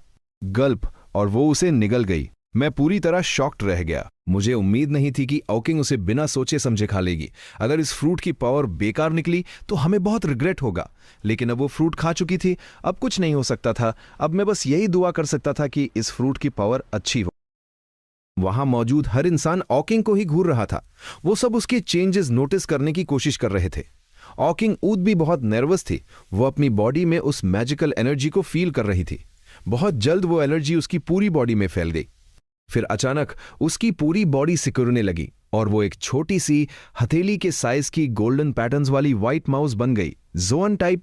सबको तुरंत समझ आ गया कि ये कौन सा फ्रूट है, लेकिन ये छोटी सी माउस देखने में नॉर्मल नहीं लग रही थी। ये पक्का कोई ऑर्डिनरी स्पीसीज नहीं है। सिस्टर, तुम बहुत बड़ी हो गई हो। ये कौन सी कैटेगरी है? ऑर्डिनरी, एंशिएंट या मिथिकल जोआन? ये मिथिकल जोआन सुनते ही मैं उसी से उछल पड़ा। लगता है मेरी बहन का लक काम कर गया। हर मिथिकल जोआन फ्रूट के पास कोई ना कोई स्पेशल पावर होती है। तुम्हारी स्पेशल पावर क्या है? ये सुनते ही ऑकिंग ने अपना सिर नीचे किया और जमीन के अंदर घुस गई। वो डायरेक्टली फ्लोर के बीच के गैप में चली गई और जमीन पर कोई निशान या क्रैक तक नहीं आया। जल्दी ही वो छोटी सी माउस मेरे पीछे से बाहर निकली और अपनी ह्यूमन बीस्ट फॉर्म में आ गई। This lady is proud to introduce her devil fruit power. मेरे फ्रूट का नाम है Zoan type mouse fruit, mythical model, treasure mouse form. इसके 3 मेन पावर्स हैं। पहला, मैं किसी भी मिट्टी या पत्थर के ऑब्स्टेकल को पार कर सकती हूं, जैसे जमीन के अंदर जाना या दीवारों के आर पार निकलना। मेरे लिए ये सब पानी के आर पार जाने जैसा है। दूसरा, मेरे पास एक इंडिपेंडेंट ट्रेजर स्पेस है जहां मैं कोई भी नॉन लिविंग चीज स्टोर कर सकती हूं। ये कहते हुए ऑकिंग ने कॉर्नर से एक मॉप उठाया और उसे अपने सीने के अंदर डालने लगी। हम सब की आंखें फटी की फटी रह गईं। वो इतनी लंबी और मोटी चीज उसके सीने के अंदर जा रही थी। मॉम ल्यू यून ने तो अपना सिर आगे किया और ऑकिंग के सीने में हाथ डालकर चेक करने लगी। फिर ऑकिंग ने अपने सीने में हाथ डाला और उस लंबे मोटे मोप को बाहर निकाल लिया। ये स्पेस कितना बड़ा है, मेरा ध्यान सबसे ज्यादा इसी बात पर था। जहां तक मुझे पता है, फर्स्ट सेंचुरी पीरियड में कोई भी स्टोरेज इक्विपमेंट नहीं मिलता था और मुझे यह भी नहीं पता था कि आगे चलकर ऐसा कुछ मिलेगा या नहीं। लेकिन मुझे ऑकिंग की एबिलिटी के बारे में ज्यादा नहीं पता था। अगर उसका स्पेस बहुत बड़ा है तो हम बहुत सारा सामान कैरी कर सकते हैं और चोरी होने का डर भी नहीं रहेगा। अभी ये स्पेस शायद छोटा हो, लेकिन फ्रूट की पावर बढ़ने के साथ ये स्पेस भी धीरे धीरे बड़ा हो जाएगा। अभी रुको, मेरी एक और पावर बाकी है। मैं अब और हैरान हो गया। जमीन के अंदर जाना, दीवारों के आर पार जाना और अपना ऊद का ट्रेजर स्पेस। ये पावर्स तो पहले ही गॉड लेवल है। इसके पास और भी पावर्स है। What the fuck? मैं लगभग गाली देने ही वाला था। दीवारों के आर पार जाना, स्टोरेज स्पेस और ट्रेजर हंटिंग। मुझे अचानक से अपना आजर ड्रैगन फ्रूट थोड़ा फीका लगने लगा था, लेकिन फिर मैंने सोचा आजर ड्रैगन फ्रूट के पास भी बहुत पावर्स हैं। पहला, विंड, फायर और लाइटनिंग को कंट्रोल करना। दूसरा, बादलों को कंट्रोल करके हवा में उड़ना। और तीसरा, बारी जोन फ्रूट से कहीं ज्यादा स्ट्रेंथ, डिफेंस, स्पीड और रिकवरी दोनों को कंपेयर किया जाए तो एजर ड्रैगन फ्रूट कॉम्बैट के लिए सबसे बेस्ट है। और ट्रेजर माउस फ्रूट कॉम्बैट के अलावा बाकी चीजों में ज्यादा यूजफुल है। लेकिन इसमें एक प्रॉब्लम भी है। आओकिंग की आवाज अचानक थोड़ी उदास हो गई। ह्यूमन बीस्ट फॉर्म में आने के बाद मेरी स्ट्रेंथ और डिफेंस बिल्कुल भी नहीं बढ़ी। मैं अभी भी एक नॉर्मल इंसान जितनी ही स्ट्रांग हूं, लेकिन मेरी स्पीड बहुत तेज हो गई है। मुझे लगता है कि मेरी स्पीड बाटी मिथिकल जोआन फ्रूट से कम डबल होगी। अपनी बात खत्म करते करते ऑकिंग वापस प्राउड फील करने लगी। सच कहूं तो ये फ्रूट कॉम्बैट के लिए नहीं बना था, लेकिन इसकी value as a dragon fruit से भी ज्यादा थी। Treasure hunting. इस अपोकलिप्स के स्टार्टिंग फेज में सबसे बड़ा ट्रेजर क्या हो सकता है? Devil fruits. हालांकि ऐसा हमेशा नहीं रहेगा, आगे चलकर कुछ सीक्रेट रम्स भी खुलेंगे। तब ऑकिंग की ये ट्रेजर हंटिंग एबिलिटी हमें वहां भी बहुत सारे फायदे दिलवा सकती है। अरे हां, अपना रंबल फ्रूट तुम अपने ट्रेजर स्पेस में रख लो, वही सबसे ज्यादा सेफ रहेगा। रंबल फ्रूट की पावर कंफर्म करने के बाद मैंने वो फ्रूट उसे दे दिया। मैंने अपने पॉइंट्स में से सबको 30 to 30 पॉइंट्स ट्रांसफर कर दिए, ताकि वो सब 3 टाइप्स ऑफ हाकी की ट्रेनिंग मेथड्स खरीद सकें। अगर किसी के पास डेविल फ्रूट नहीं भी है तो वो हाकी को मास्टर करके बहुत स्ट्रांग बन सकता है। यहां तक कि अगर आपके पास डेविल फ्रूट है और आपकी हाकी स्ट्रांग नहीं है तो ये अपोकलिप्स आपको धीरे धीरे एतम कर देगा। आयर में मैंने सेंचुरी स्पेस से सबके लिए एक एक आर्मी नाइफ खरीदा। उसके बाद मैं सबको लेके घर से बाहर निकला। बिल्डिंग के नीचे अभी भी अनगिनत ज़ॉम्बीज यहां वहां घूम रहे थे। मैंने ड्रैगन मैन फॉर्म ली और अपने बात से एक ज़ॉम्बी को मारकर जमीन पर गिरा दिया। मैंने उसे सिर्फ डिसेबल किया था, मारा नहीं था। डैड, आप अपनी नाइफ से इसे एतम कर दीजिए। ओ हाय, थोड़े कंफ्यूज थे। हालांकि वो एक ज़ॉम्बी था, लेकिन कभी वो भी एक इंसान था। ओ हाय की उसे मारने की हिम्मत नहीं हो रही थी। ब्रदर, मुझे करने दो, मैं डैड को दिखाती हूं कि कैसे करना है। इतना कहकर उसने अपनी सोर्ड निकाली और एक ही झटके में उस ज़ॉम्बी का सिर काट दिया। खून की तेज बदबू हवा में फैल गई। एहाई ने अपना मुंह फेर लिया, लेकिन एक डॉक्टर होने की वजह से उन्हें यह सब देखकर ज्यादा डर नहीं लगा। मैंने फिर से एक और ज़ॉम्बी को डिसेबल करके जमीन पर गिराया। इस बार लियू मेंगचियान ने युद्ध आगे आके उसे मारने का ऑफर किया। दोनों लड़कियों को ज़ॉम्बी मारते देख आयरकार ओहाई ने भी हिम्मत की और एक ज़ॉम्बी को मार दिया। उसके बाद मेरी मॉम लियू युन ने भी एक ज़ॉम्बी को मारा। और लिन कोई की बात करें तो वो अकेले ही एक ज़ॉम्बी को मार सकता था। एक मार्शल आर्ट्स कोच होने की वजह से उसकी कॉम्बैट स्किल्स मेरी फैमिली से कहीं ज्यादा अच्छी थी। अब उन सबके पास हाकी ट्रेनिंग मेथड्स आ चुकी थी। आर्मामेंट हाकी को मास्टर करने का सिर्फ एक ही तरीका है, एक्सट्रीम फिजिकल ट्रेनिंग और अनलिमिटेड कॉम्बैट। तुम लोग अभी घर के आसपास प्रैक्टिस करो, मैं जरा दूर जाके ज़ॉम्बीज को क्लियर करता हूं। कॉम्बैट के थ्रू अपनी बॉडी को ट्रेन करना स्ट्रांग बनने का सबसे बेसिक रूल है। ज़ॉम्बीज से लड़ने का दूसरा यादा पॉइंट्स हैं। इस अपोकलिप्स में पॉइंट्स ही करेंसी है। इन पॉइंट्स से आप सैंक्चुरी स्पेस से चीजें खरीद सकते हैं और बाड़ी लोगों के साथ ट्रेड भी कर सकते हैं। पुरानी दुनिया का मनी सिस्टम अब पूरी तरह से खत्म हो चुका है। जब आओकिंग ने देखा कि मैं जा रहा हूं तो उसने जल्दी से मेरा हाथ पकड़ लिया। ब्रदर, मैं भी तुम्हारे साथ चलूंगी। नहीं, मैं घर के आसपास के ज़ॉम्बीज क्लियर कर रहा हूं। जब तुम लोग थक जाओ तो आराम से घर जाकर रेस्ट कर सकते हो। मेरे साथ दूर जाना बहुत खतरनाक होगा और वैसे भी तुम्हारे फ्रूट की कॉम्बैट पावर बहुत कम है। लेकिन मुझे साउथ वेस्ट डायरेक्शन में कुछ ट्रेजर फील हो रहा है। मैं तुम्हें वहां ले जा सकती हूं। ट्रेजर? ऑकिंग की बात सुनकर मैं हैरान रह गया। इस वक्त ट्रेजर का मतलब डेविल फ्रूट के अलावा और क्या हो सकता है? ठीक है, मेरे पीछे पीछे रहना और इधर उधर मत भागना। मैंने लिन कोई को कुछ इंस्ट्रक्शंस दिए और आओकिंग को लेकर साउथ वेस्ट की तरह निकल गया। हम दोनों ह्यूमन बीस्ट फॉर्म में थे। ट्रेजर माउस की स्पीड सच में हैरान करने वाली थी। अपनी स्पीड और मिस्टीरियस वॉल पासिंग एबिलिटी की वजह से ज़ॉम्बीज ऑचिंग को छू तक नहीं पा रहे थे। हालांकि ऑचिंग की अटैक पावर कम थी, लेकिन वो हिट एंड रन टैक्टिक्स का यूज करके आराम से ज़ॉम्बीज को मार पा रही थी। जब मैंने एक और ज़ॉम्बी का सिर फोड़ा तो ऑकिंग ने भी एक ज़ॉम्बी का सिर धड़ से अलग कर दिया, लेकिन अपनी पावर को बार बार यूज करने की वजह से वो बहुत थक चुकी थी और हाँप रही थी। फिर भी वो बहुत वशी से मुझे अपनी किल्स दिखा रही थी। उस छोटी सी लड़की का प्लीज प्रेज मी वाला फेस देखकर मैं मुस्कुराए बिना नहीं रह सका। मेरी तारीफ सुनकर उस लड़की की आंखें वुशी से चमक उठी और उसके गालों पर डिंपल्स आ गए। लेकिन कॉम्बैट के बीच इतना केयरलेस होना अच्छी बात नहीं है। एक ज़ॉम्बी पीछे से उछलकर ऑकिंग की तरफ बढ़ा। ऑकिंग ने तुरंत जमीन के अंदर जाने की कोशिश की, लेकिन उसकी स्टैमिना इतनी खत्म हो चुकी थी कि वो अपनी पावर यूज नहीं कर पाई। ज़ॉम्बी उसके बहुत करीब आ चुका था और तभी मैंने अपने बात से एक जोरदार वार किया और उस ज़ॉम्बी को दूर उछाल दिया। ऑकिंग बहुत जोर जोर से सांसें ले रही थी। उसने मेरी तरह एक महीने तक पागलों जैसी ट्रेनिंग नहीं की थी और ना ही उसके पास हाकी जीनियस जैसा कोई गौत्य टैलेंट था। मेरे दिए गए पॉइंट से उसने सिर्फ की ट्रेनिंग का एक्सेस लिया था। उसने अभी तक हाकी अवेकन नहीं की थी। ट्रेजर माउस फ्रूट से स्टामिना में भी कोई बूस्ट नहीं मिलता। वो अभी तक लड़ पा रही थी, ये सिर्फ उसकी डेली फिटनेस रूटीन। नतीजा था, ऑकिंग ने अपनी स्वॉर्ड को वापस ट्रेजर स्पेस में डाला और अपनी माउस फॉर्म में आकर मेरे कंधे पर बैठ गई। वो हथेली भर की छोटी सी माउस मेरे ड्रैगन स्केल गालों से अपना सिर रगड़ रही थी। मैं सीधा ड्रैगन फॉर्म में आ गया। मेरी एक जोरदार दहाड़ में पूरी बियानचंग सिटी को हिलाकर रख दिया। आसपास की बिल्डिंग्स में छुपे हुए लोग डर के मारे अपनी खिड़कियों से बाहर झांकने लगे और उन्होंने देखा कि एक एज़्योर ड्रैगन बादलों को चीरता हुआ आसमान की तरफ उड़ रहा है। वो एज़्योर ड्रैगन बॉस हमारी सिटी में आ गया। क्या वो यहाँ के सारे ज़ॉम्बीज को मार देगा? कुछ लोगों ने मेरे वरने की वीडियो रिकॉर्ड कर ली और उसे सैंक्चुरी स्पेस के कम्युनिकेशन चैनल पर अपलोड कर दिया। ये लोग उस ज़ॉम्बी से लड़ने की हिम्मत नहीं कर सकते थे, इसलिए ये घरों में छुपकर सैंक्चुरी स्पेस के थ्रू पूरी दुनिया के लोगों से बातें कर रहे थे। बियानचंग सिटी के आसमान में ऑकिंग की डायरेक्शन फॉलो करते हुए हम बहुत जल्द उस जगह पहुंच गए जहां उसे ट्रेजर फील हो रहा था। ऑकिंग ने अपनी छोटी सी नाक सिकोड़ कर सूंघा। हम ट्रेजर के जितना करीब जा रहे हैं, मेरी फीलिंग उतनी ही स्ट्रांग हो रही है। वो उस जंगल में है। मैं आसमान से नीचे उतरा और ह्यूमन बीस्ट फॉर्म में आ गया। मैं तेजी से जंगल की तरह दौड़ने लगा। इस इलाके में बहुत कम लोग रहते थे, इसलिए यहां ज़ॉम्बीज भी कम थे। जो एक दो ज़ॉम्बीज दिखे, उन्हें मैंने आसानी से मार दिया।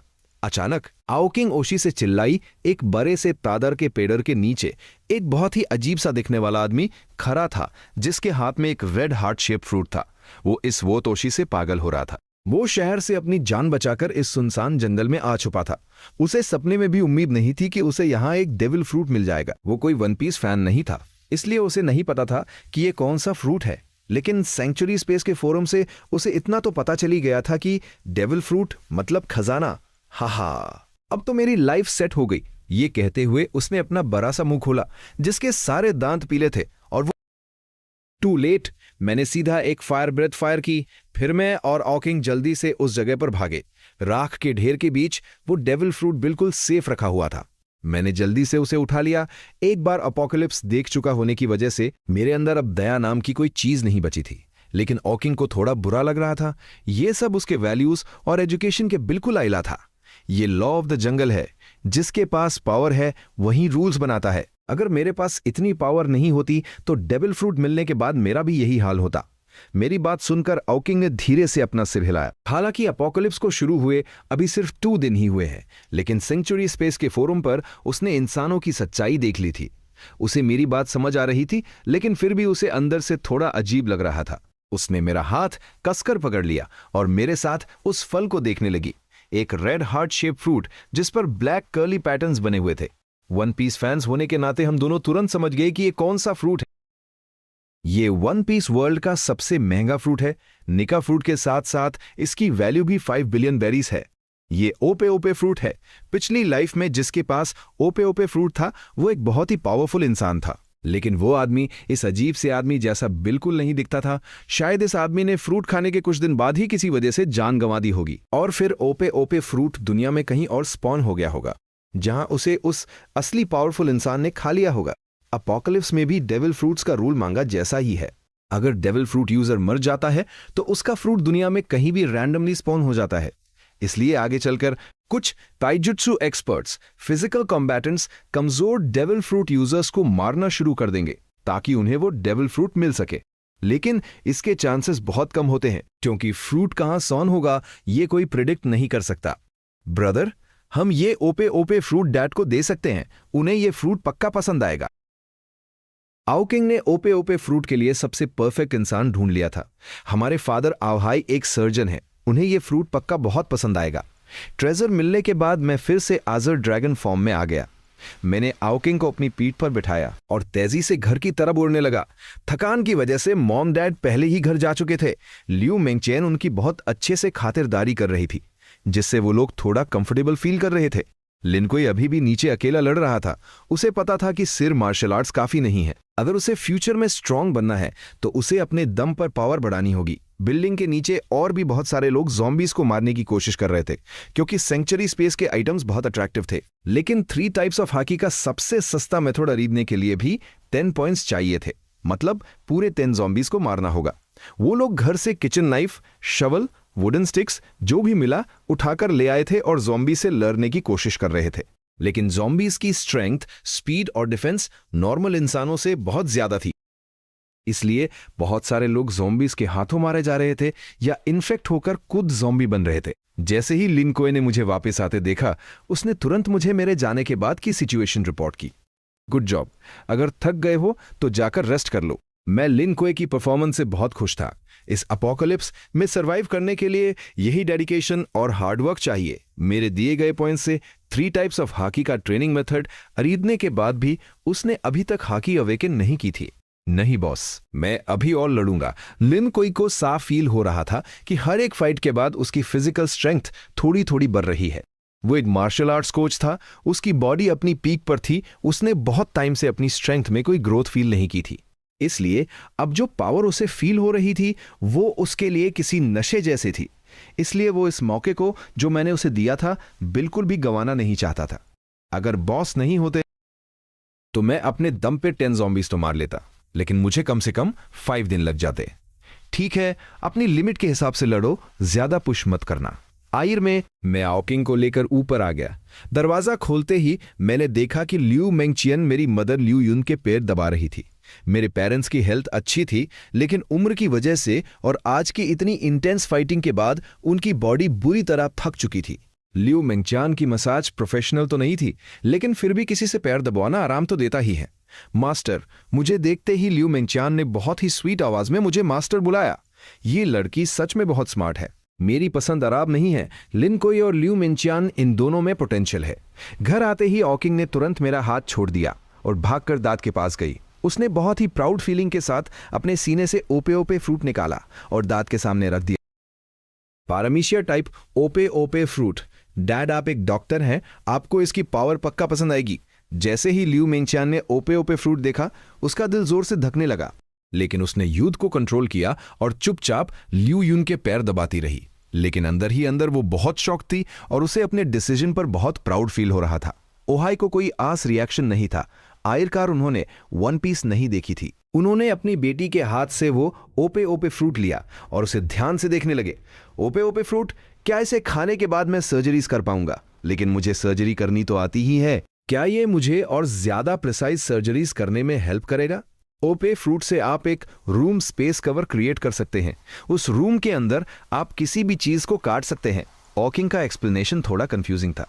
जब उसने देखा कि दाद को कुछ समझ नहीं आ रहा, तो उसने फोन निकाला और ओपे ओपे फ्रूट के वीडियोस दिखाने शुरू कर दिए। उसने एक एक करके ओपे ओपे फ्रूट की सारी पावर्स एक्सप्लेन की। ओहाई अब बहुत हैरान थे। डेविल फ्रूट्स सच में बहुत मैजिकल हैं, लेकिन मैं बूढ़ा हो चुका हूं। ये फ्रूट तुम भाई बहन ही रख लो। अगर तुम दोनों स्ट्रांग हो जाओगे तो मैं आराम से अपना काम कर पाऊंगा, वरना मुझे हमेशा तुम्हारी टेंशन लगी रहेगी।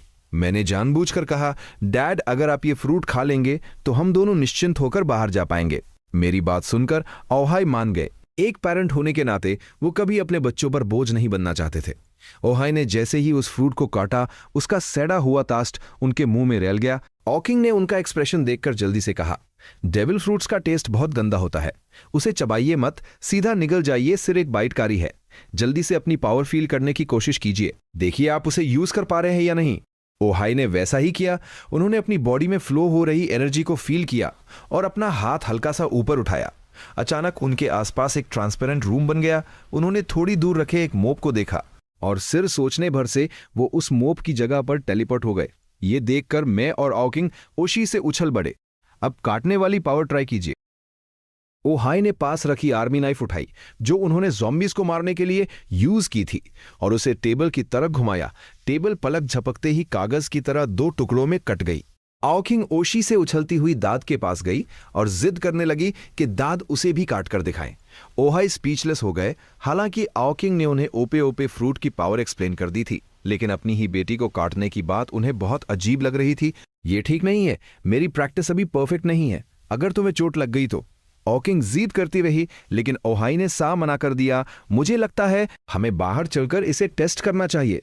अगर हम और डेविल फ्रूट्स ढूंढ लें तो हम पूरी ब्यांचंग सिटी पर रूल कर सकते हैं। मेरी बहन सही कह रही है, उसके पास ट्रेजर ढूंढने की पावर है। अगर हम सिर्फ ब्यांचंग सिटी तक ही सीमित रह गए तो ये उसकी पावर की बर्बादी होगी। आओकिंग के आइडिया ने मुझे एक्साइट कर दिया। अभी बहुत सारे डेविल फ्रूट्स ऐसे होंगे जिन्हें किसी ने नहीं ढूंढा होगा। या फिर कुछ ऐसे पावर यूजर्स होंगे जो मारे जा चुके होंगे और उनके फ्रूट्स फिर से स्पॉन हो गए होंगे। अगर हम इस मौके का याद उठाएं और ऑकिंग की पावर का यूज करके बहुत सारे डेविल फ्रूट्स ढूंढ ले तो हम न सिर्फ अपनी फैमिली की पावर बढ़ा सकते हैं बल्कि हमारे पास फ्यूचर के लिए एक बहुत बड़ा रिसोर्स भी होगा। जब लोगों को इस अपोकलिप्स की आदत हो जाएगी और वो सर्वाइव करना सीख जाएंगे तब बहुत सारे बड़े बड़े फैक्शंस बनने लगेंगे।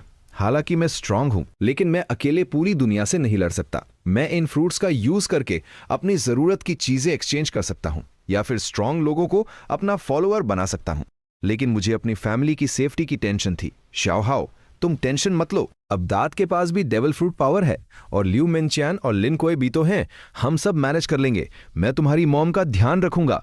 तुम्हारे दाद सही कह रहे हैं, तुम आराम से अपना काम करो। तुम लोगों ने हमारी जो हेल्प की है उसी वजह से हम इस अपोकलिप्स में सरवाइव कर पा रहे हैं। मास्टर, आप टेंशन मत लीजिए, हम मॉम डैड का पूरा ध्यान रखेंगे। ये दोनों फॉलोअर्स सच में अच्छे हैं। मैं थोड़ा इमोशनल फील कर रहा हूं तो ठीक है, मॉम डैड की रिस्पॉन्सिबिलिटी अब तुम दोनों की है। मैं तुम दोनों को 400 पॉइंट्स ट्रांसफर कर रहा हूं। इससे तुम्हारी पावर और तेजी से बढ़ेगी। अब जब प्लान बन ही चुका था तो उसे जल्दी से एग्जीक्यूट करना था। मैंने सेंचुरी स्पेस का यूज करके 10 पॉइंट्स दिए और एक प्राइवेट कम्युनिकेशन ग्रुप बनाया। मैंने मॉम, डैड, सिस्टर, लिन कोई और लियू मिंगचैन सबको उस ग्रुप में ऐड कर दिया। इससे अगर मैं दूर भी चला जाऊंगा तो भी मैं उनके साथ कांटेक्ट में रह सकता हूं। सब कुछ सेट करने के बाद मैं ऑकिंग को लेकर घर से निकला और ट्रक में बैठ गया। कहां जाना है, डायरेक्शन का काम तुम्हारा है। तुम ट्रेजर माउस हो। अगर तुम्हें कोई ट्रेजर फील नहीं भी हो रहा तो भी तुम्हारी इंट्यूशन पक्का काम करेगी। साउथ वेस्ट डायरेक्शन में चलते हैं। वहां सिटी का मेन एरिया है, वहां बहुत सारे लोग हैं तो डेविल फ्रूट्स स्पॉन होने के चांसेस भी ज्यादा होंगे। ट्रेजर माउस की इंट्यूशन पर ट्रस्ट करते हुए मैंने ट्रक को वेस्ट डायरेक्शन। रास्ते में हम थोड़ा रेस्ट भी कर लेते थे लेकिन वो बड़ा ट्रक ड्राइविंग के लिए बहुत अनकंफर्टेबल था। मुझे सच में एक ऑफ रोड एसयूवी चाहिए। जब हम कैपिटल सिटी में एंटर हुए तो हमने अपनी स्ट्रेट लाइन मेंटेन रखी। वियांचन के मुकाबले यहां ज़ॉम्बीज 100 गुना ज्यादा थे और यहां आर्मी भी पूरी प्लानिंग के साथ ज़ॉम्बीज को खत्म कर रही थी। गन और तोपों की आवाजें गूंज रही थी। आर्मी ने बहुत सारे ज़ॉम्बीज को पीछे धकेल दिया था लेकिन जब तक ज़ॉम्बीज का सिरकौर नहीं उड़ता तब तक वो चलते रहते हैं। और इसी बीच मेरे बड़े से ट्रक को आर्मी ने रोक लिया। सर, उस डायरेक्शन में एक इमरजेंसी शेल्टर बनाया गया है जो हमारी आर्मी प्रोटेक्ट कर रही है। वो बिल्कुल सेफ है और वहां टाइम टाइम पर खाना और पानी भी मिलता है। थैंक्स। हमारी कंट्री सच में इस डिजास्टर को रोकने की पूरी कोशिश कर रही है लेकिन अफसोस ये डिजास्टर इंसानों के बस का नहीं है। मैंने उस आर्मी सोल्जर की तरह ले जाने की बजाय दूसरी तरफ मोड़ ली। हम अब सबको बचाने का ठेका नहीं ले सकते। हमने अपनी गाड़ी मोड़ी और वापस उस हाईवे पर आ गए जहां से हम आए थे। हम करीब 7 to 8 किलोमीटर नॉर्थ की तरफ गए और फिर वापस वेस्ट की तरफ मुड़ गए। यहां कोई आर्मी नहीं थी और ज़ॉम्बीज आराम से घूम रहे थे। बीच बीच में हमें कुछ लोग दिखे जो बिल्डिंग से निकलकर ज़ॉम्बीज से लड़ रहे थे। वो अलग अलग तरीके यूज करके एक दो ज़ॉम्बीज को मारते और फिर वापस अपनी बिल्डिंग में छुप जाते। थोड़े रेस्ट के बाद वो फिर से बाहर आते। इस अपोकलिप्स में हर कोई किसी ना किसी तरह सरवाइव करने की कोशिश कर रहा था। बिंगो, आखिरकार मुझे एक बढ़िया चीज मिल ही गई।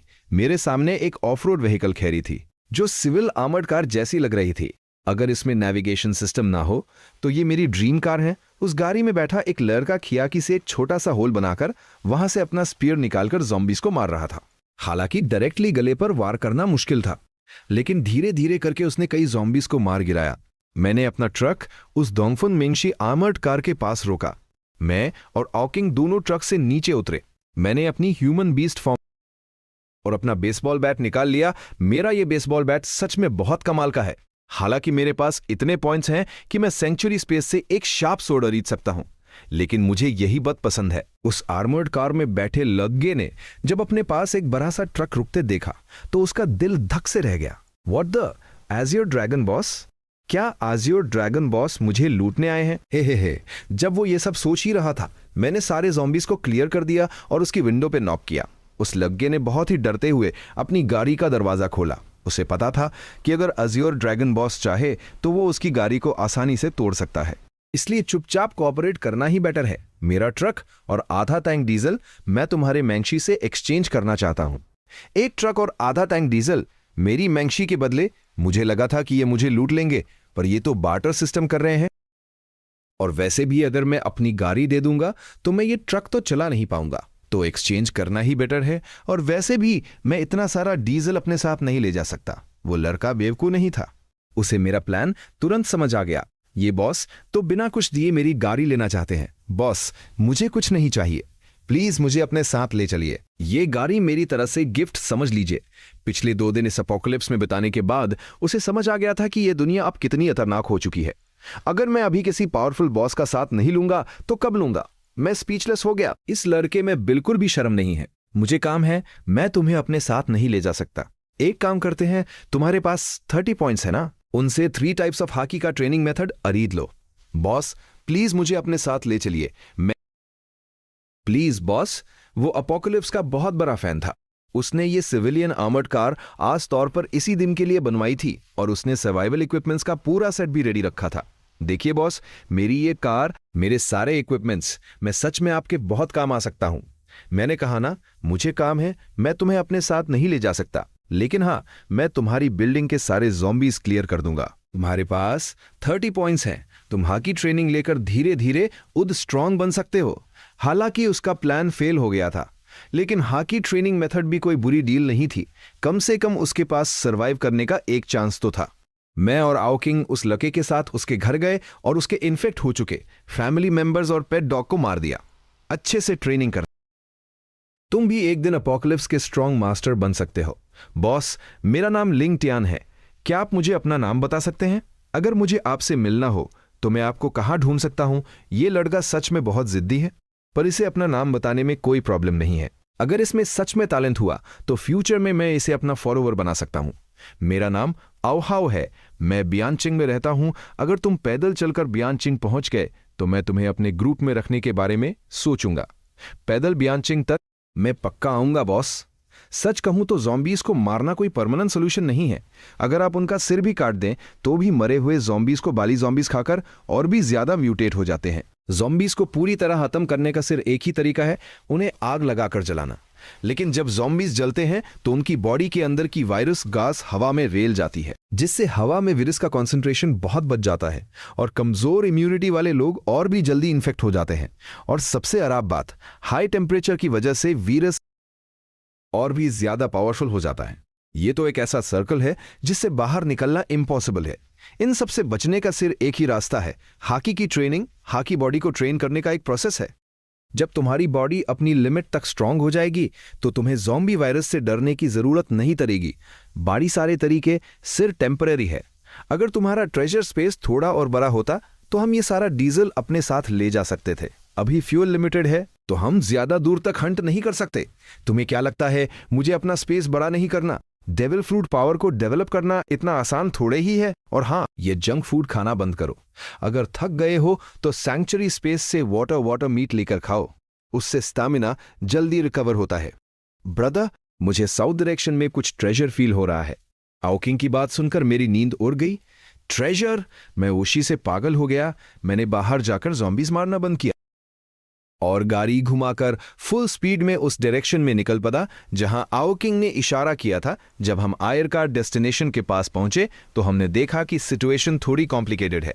ये एक फैक्ट्री थी और इसे बाहर से बार्ब्ड वायर से पूरी तरह कवर किया गया था। गेट के पास बहुत सारी छोटी मशीन्स और टूटी हुई चेयर्स डेस्क लगा के एक बारिकाड बनाया गया था ताकि ज़ॉम्बीज अंदर ना आ सके। बारिकेड के पीछे कुछ लोग खड़े थे जिनके हाथों में फैक्ट्री टूल से बने हुए शार्प वेपन्स थे। वो बारिकेड तोड़ने वाले ज़ॉम्बीज को मार रहे थे। फैक्ट्री के अंदर भी बहुत सारे लोग थे जो 5 to 5 के ग्रुप्स में पेट्रोलिंग कर रहे थे ताकि कोई ज़ॉम्बी अंदर ना आ सके। अगर कोई ज़ॉम्बी बार्ब्ड वायर पर चढ़ने की कोशिश करता तो वो लोग अपने लंबे और शार्प वेपन से उसे नीचे गिरा देते। ये फैक्ट्री सच में एक प्रॉपर सेफ बेस बन चुकी थी। ये ग्रुप पक्का कोई नॉर्मल ग्रुप नहीं है। तुम गाड़ी में ही रुको, बाहर बहुत सारे ज़ॉम्बीज हैं। ये ट्रेनिंग के लिए सही जगह नहीं है। ब्रदर, अपना ध्यान रखना। ये लड़का पागल हो गया है क्या? देखना, अभी 3 सेकंड्स में मारा जाएगा। ये शो ऑफ कर रहा है, पक्का मारा जाएगा। सारे ज़ॉम्बीज मेरी तरह अट्रैक्ट हो रहे थे, लेकिन मैंने अपनी ड्रैगन फॉर्म नहीं ली क्योंकि मेरी नॉर्मल बॉडी भी अब ब्रॉन्ज स्किन लेवल तक पहुंच चुकी थी। 1 महीने की पागलों वाली ट्रेनिंग ने मेरी बॉडी को एक बहुत स्ट्रांग बेस दिया था और मेरे हॉकी जीनियस टैलेंट की वजह से मैंने सीधे हॉकी अवेकन कर ली थी। और passive growth plus active training के डबल इफेक्ट से मेरी हॉकी की स्पीड रॉकेट जैसी हो गई थी। अपोकलिप्स के दूसरे ही दिन मैं ब्रॉन्ज स्किन लेवल पर पहुंच गया था। ब्रॉन्ज स्किन का मतलब ये नहीं है कि स्किन सच में ब्रॉन्ज जैसी हो जाती है। बॉडी ट्रेनिंग बाहर से अंदर की तरह होती है। स्किन हमारी बॉडी की पहली शील्ड है। जब स्किन को एक्सट्रीम लेवल तक ट्रेन कर लिया जाता है तो बॉडी पर बदलने वाले इंपैक्ट्स बहुत कम हो जाते हैं और अटैक्स करने पर जो शॉक वापस बॉडी पर आता है वो भी बर्दाश्त करने लायक हो जाता है। यह फिजिकल ट्रेनिंग का पहला एवोल्यूशन है। इससे स्ट्रेंथ, डिफेंस, स्पीड और रिकवरी एबिलिटी सब बढ़ जाती है। एज़्योर ड्रैगन फ्रूट मेरी ह्यूमन फॉर्म में भी मुझे बहुत स्ट्रांग फिजिकल बूस्ट दे रहा था। इसी वजह से मैं बिना डेविल फ्रूट पावर यूज किए भी आसानी से ज़ॉम्बीज को मार पा रहा था और बिना पावर के ज़ॉम्बीज को मारने से हाकी और भी तेजी से बढ़ती है। मैं उस गाड़ी को जानता हूं, वो डोंगफंग मेंशी है। वो एक सिविलियन आर्मर्ड कार है। माय गॉड, वो चाहता तो उस आर्मर्ड कार से आराम से निकल सकता था, लेकिन उसने जानबूझकर अपनी गाड़ी हमारे गेट के सामने रोकी। पक्का उसे हमारे बेस में इंटरेस्ट है। वो क्या चाहता है? क्या वो हमारा बेस लूटना चाहता है? क्या हमें ओल्ड जांग को बताना चाहिए? बॉस, बाहर एक एक्सपर्ट आया है। उसने अकेले ही 100 से ज्यादा ज़ॉम्बीज को मार दिया और वो एक डोंगफंग मेंशी लेकर हमारे गेट के सामने खड़ा है। ब्रदर्स, मुझे लगता है उसे हमारे बेस में कोई इंटरेस्ट है। वो पक्का एक एक्सपर्ट है। जिस तरह से वो ज़ॉम्बीज को मार रहा है उससे मुझे बहुत प्रेशर फील हो रहा है। अगर वो हमारे बेस पर हमला करता है तो क्या हम उसे रोक पाएंगे? पूरे 1 घंटे बाद मैंने फैक्ट्री के नॉर्थ गेट के सारे ज़ॉम्बीज को क्लियर कर दिया। अपनी थकी हुई आर्म्स को स्ट्रेच करते हुए मैं गेट के सामने गया। मुझे अंदर जाकर कुछ लेना है। तुम्हें क्या लेना है? मैं उन्हें ये तो नहीं बता सकता था कि मुझे डेली फ्रूट चाहिए। लगता है डेविल फ्रूट किसी ऐसी जगह रखा है जहां किसी की नजर नहीं गई, वरना ये लोग कब का उसे खा चुके होते। मुझे थोड़ी सब्जियां चाहिए। मेरी बात सुनकर उस आदमी का शक और पक्का हो गया। ये पक्का हमारे बेस पर कब्जा करने आया है और ये सब्जियों का बहाना देकर हमें गेट खोलने के लिए कह रहा है। आर्ट ऑफ वॉर में एक स्ट्रैटेजी है, borrow a safe passage to conquer the state. मैं भले ही एक नॉर्मल वर्कर हूं, लेकिन मैंने आर्ट ऑफ वॉर पढ़ी। तुम मुझे बेवकूफ नहीं बना सकते। हमारे पास उद के खाने के लिए कुछ नहीं है। तुम कहीं और जाकर ढूंढो। अगर मैं जबरदस्ती अंदर आना चाहूं तो मैं कोई अच्छा इंसान तो नहीं हूं, लेकिन मैं बिना वजह किसी पर हमला भी नहीं करता। उम्मीद करता हूं कि तुम लोग समझदारी दिखाओगे। बीस्टार्ड, हम इतने सारे लोग हैं, हम तुमसे क्यों डरेंगे? अगर हिम्मत है तो अंदर आजा, फिर देखते हैं कौन डरता है। मैं भी देखता हूं तू क्या कर लेगा। उसी वक्त एक इनविजिबल प्रेशर हवा में फैल गया। वर्कर्स को ऐसा फील हुआ जैसे कोई बहुत बड़ा किंग उनके सामने खड़ा हो। उनके दिल डर से कांपने लगे। कुछ लोग तो घुटनों के बल जमीन पर गिर पड़े। जो लोग थोड़े कमजोर थे वो तो सीधे बेहोश ही हो गए। सिर ओल्ड जैंग और कुछ ऐसे लोग जिन्होंने हाकी ट्रेनिंग शुरू कर दी थी, वही मेरी आंखों में आंखें डाल पा रहे थे। ये पक्का कॉन्करर्स हाकी है। कॉन्करर्स, बॉस, इसे अंदर आने दो। अगर ये हमारा बॉस भी बन गया तो कोई शर्म की बात नहीं है। हाँ, स्ट्रॉन्गेस्ट रूल करता है, इसमें कोई शर्म की बात नहीं है। मैंने कॉन्करर्स हाकी रिलीज करने के बाद उनसे बात करने का आइडिया ड्रॉप कर दिया। इनसे बात करना टाइम वेस्ट है। मेरे बेसबॉल बट पर ब्लैक ऑरा चमकने लगा। बैंग! मैंने एक जोरदार वार से वर्कर्स का बनाया हुआ बरकादे तोड़ दिया। ओल्ड जांग ने अपना वेपन कसकर पकड़ लिया, लेकिन मुझ पर हमला करने की उसकी हिम्मत नहीं हुई। मुझे पता है कि मेरा सिर्फ ज़ॉम्बी से ज्यादा स्ट्रांग नहीं है। याओ किंग, यहां आओ। मेरी आवाज सुनकर आओ किंग ने तुरंत गाड़ी की चाबी निकाली और ओशिशियशी मेरी तरह दौड़ी, वो अपनी छोटी सी नाक से सूंघते हुए मुझे वेयरहाउस के पीछे की तरह ले जाने लगी। तुम लोग कौन हो? यहां से दाह हो जाओ। लिटिल बीस्टार्ड, तूने क्या कहा? तेरी हिम्मत कैसे हुई मुझसे ऐसे बात करने की? रुक जा, मैं अभी तुझे गेट पर उल्टा लटकाती हूं ताकि ज़ॉम्बीज़ तुझे खा सके। ओह, तू अपने साथ एक खूबसूरत लगा भी लाया है। कौन से क्लब से लाया है इसे? चल, इसे हमारे लदों को दे दे, वो इसके साथ अच्छे से मजे करेंगे। शियुयान ने उसे मार दिया। बॉयज, इसे मत छोड़ना। सब एक साथ हमला करो। हमारी लीडर की इंसल्ट हुई है। इस बस्टार्ड को मत छोड़ना। माजीजे, पॉकमार्क सिस्टर, उद कैसी है ये तो मुझे नहीं पता, लेकिन उसकी फैमिली, मैं उसे ऐसा सबक सिखाऊंगा कि वो जिंदगी भर याद रखेंगे। शाओकिंग, कई बार ज़ॉम्बीज से ज्यादा खतरनाक इंसानों का दिमाग होता है। तुम अब ज़ॉम्बीज को मारने से नहीं डरती, लेकिन क्या तुम इंसानों को मार सकती हो? लॉ एंड ऑर्डर अब खत्म हो चुका है। अगर कोई तुम्हें बुली करता है या इंसल्ट करता है तो तुम्हें उसे खून से जवाब देना होगा। अगर इस अपोकलिप्स में सरवाइव करना है तो तुम्हें अपनी ये बेकार की दया छोड़नी होगी। अगर कोई मुझे परेशान नहीं करेगा तो मैं भी उसे कुछ नहीं कहूंगा, लेकिन अगर किसी ने मुझ पर हमला किया तो मैं उसे जिंदा नहीं छोड़ूंगा। वो एक डेविल फ्रूट यूजर है। सॉरी, प्लीज मुझे मत मारना। प्लीज, मैंने कुछ नहीं किया। ज़ियाओ किंग, अपोकलिप्स का सबसे पहला रूल अपने दुश्मनों को जड़ से खत्म करो। अगर दुश्मनी शुरू हो ही चुकी है तो उसे हमेशा के लिए खत्म कर दो। ब्रदर, जिन्होंने तुम्हें गाली दी थी वो तो मारे गए, ये लोग इनोसेंट हैं, इन्हें छोड़ दो।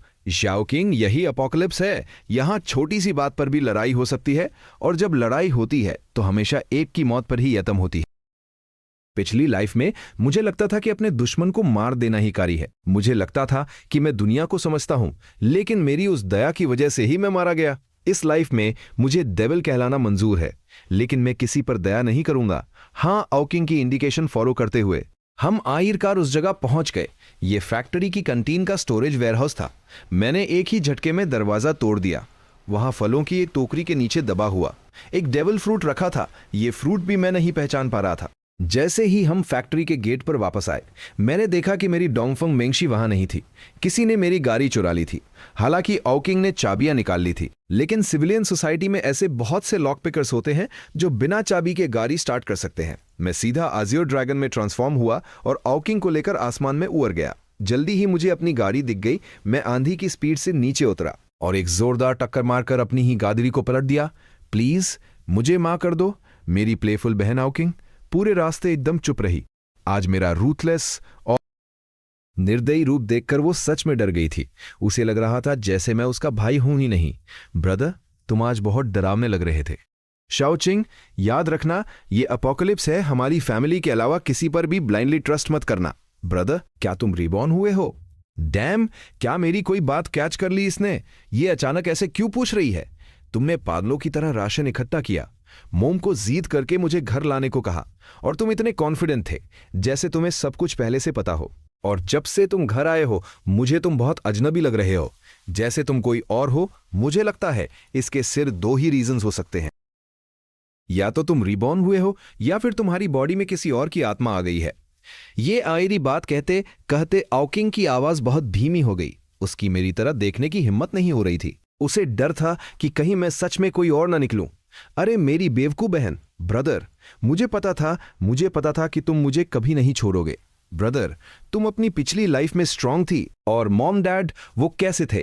तुम सब मारे गए थे। इस लाइफ में अगर किसी ने भी तुम लोगों को छुआ तो मैं उसकी पूरी नस्ल खत्म कर दूंगा। फैक्ट्री से निकलने के बाद हम वापस वेस्ट की तरफ जाने लगे। रास्ते में जब भी कोई ज़ॉम्बी ग्रुप मिलता, हम गाड़ी से उतरते और उनसे लड़ते। हाकी को ट्रेन करने के लिए मैंने अपनी आजियो ड्रैगन पावर यूज करना बंद कर दिया था। आउकिंग ने अभी तक हाकी अवेकन नहीं की थी, इसलिए उसकी स्ट्रेंथ अभी कमजोर थी। लेकिन ट्रेजर माउस की स्पीड की वजह से वो भी ज़ॉम्बी से लड़ने में धीरे धीरे एक्सपर्ट हो रही थी। हम 3 दिन तक ऐसे ही वेस्ट की तरह चलते रहे। इन 3 दिनों में हमें एक भी डेविल फ्रूट नहीं मिला, जिसकी वजह से आउकिंग का वो स्टार्टिंग वाला एंथुजियाज्म थोड़ा कम हो गया था। उसे डाउट होने लगा था कि कहीं उसकी पावर में कोई प्रॉब्लम तो नहीं है। मैंने उसे बताया कि ये बिल्कुल नॉर्मल है। पिछली लाइफ में सेकेंड सेंचुरी पीरियड तक एक स्ट्रॉन्ग फैक्शन के डाटा के हिसाब से पूरी दुनिया में सिर्फ 10,000 प्लस पावर यूजर्स ही थे। बहुत सारे लोग डर कर जंगलों में छुप गए थे। वो इंसानों की भीड़ से तो बच गए, लेकिन उन्होंने स्ट्रॉन्ग बनने का चांस गवा दिया, और आखिर में वो उन्हीं जंगलों में मारे गए। मुझे लगता है वहां कुछ बहुत अच्छा मिलने वाला है। आउकिंग उद भी श्योर नहीं थी। इंट्यूशन जैसी चीजों पर पूरी तरह ट्रस्ट करना मुश्किल होता है, लेकिन मुझे उस पर पूरा भरोसा था। मैंने गाड़ी घुमाई और सीधे पहाड़ों की तरह निकल गया। रास्ता एकदम क्लियर था, कोई ज़ॉम्बी नहीं था, इसलिए गाड़ी फुल स्पीड में भाग रही थी। आउकिंग में अपने छोटे पैर डैशबोर्ड पर रखे हुए थे। वो पैर हिलाते हिलाते स्नैक्स खा रही थी और सेंचुरी स्पेस में वीडियोज और फोरम स्क्रॉल कर रही थी। हा हा हा हा हा हा हा। कुछ लोगों को डेविल फ्रूट मिला। ब्रदर्स, कुछ लोग ऐसे भी हैं जो डेविल फ्रूट ना मिलने की कंप्लेन कर रहे हैं। अरे ये कैसा एक्सप्रेशन है? तुम्हें पता है ये कंप्लेन करने वाला आदमी कौन है?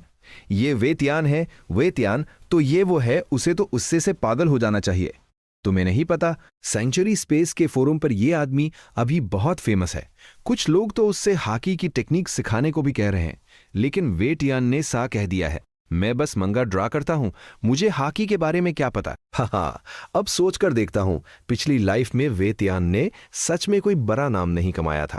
हालांकि सेंचुरी स्पेस ने उसके बनाए हुए वर्ल्ड का यूज किया था, लेकिन अब इस दुनिया का उस ओरिजिनल क्रिएटर से कोई लेना देना नहीं है।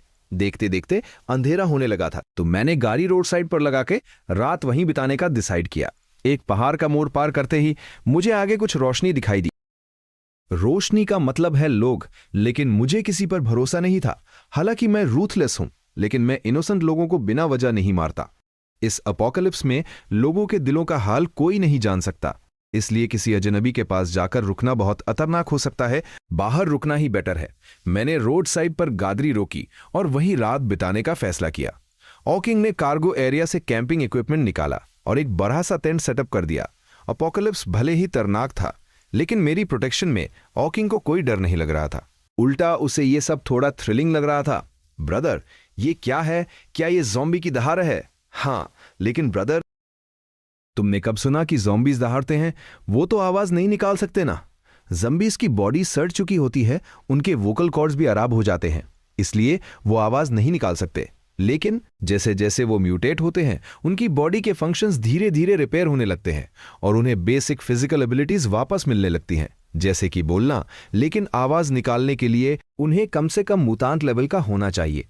मुतांत, हाँ, जो लोग इन्फेक्ट होकर तुरंत ज़ॉम्बी बनते हैं, वो 0 लेवल, नो लेवल ज़ॉम्बीज होते हैं।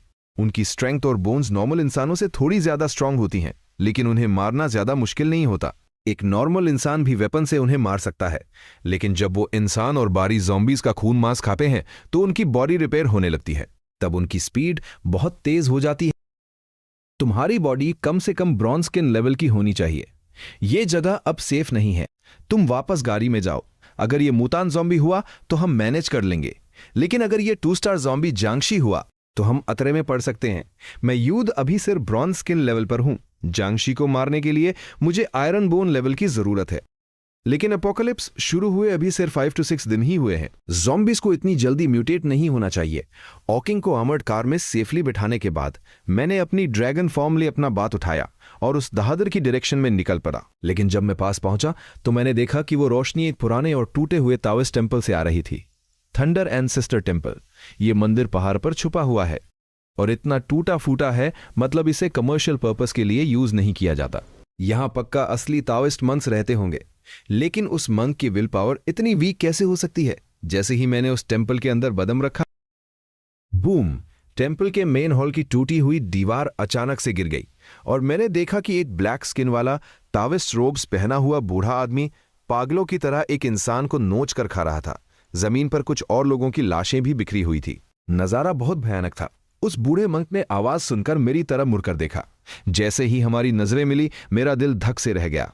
ओ क्रैप, ये फ्लैश ज़ॉम्बी नहीं, ये जांगशी वैम्पायर ज़ॉम्बी है।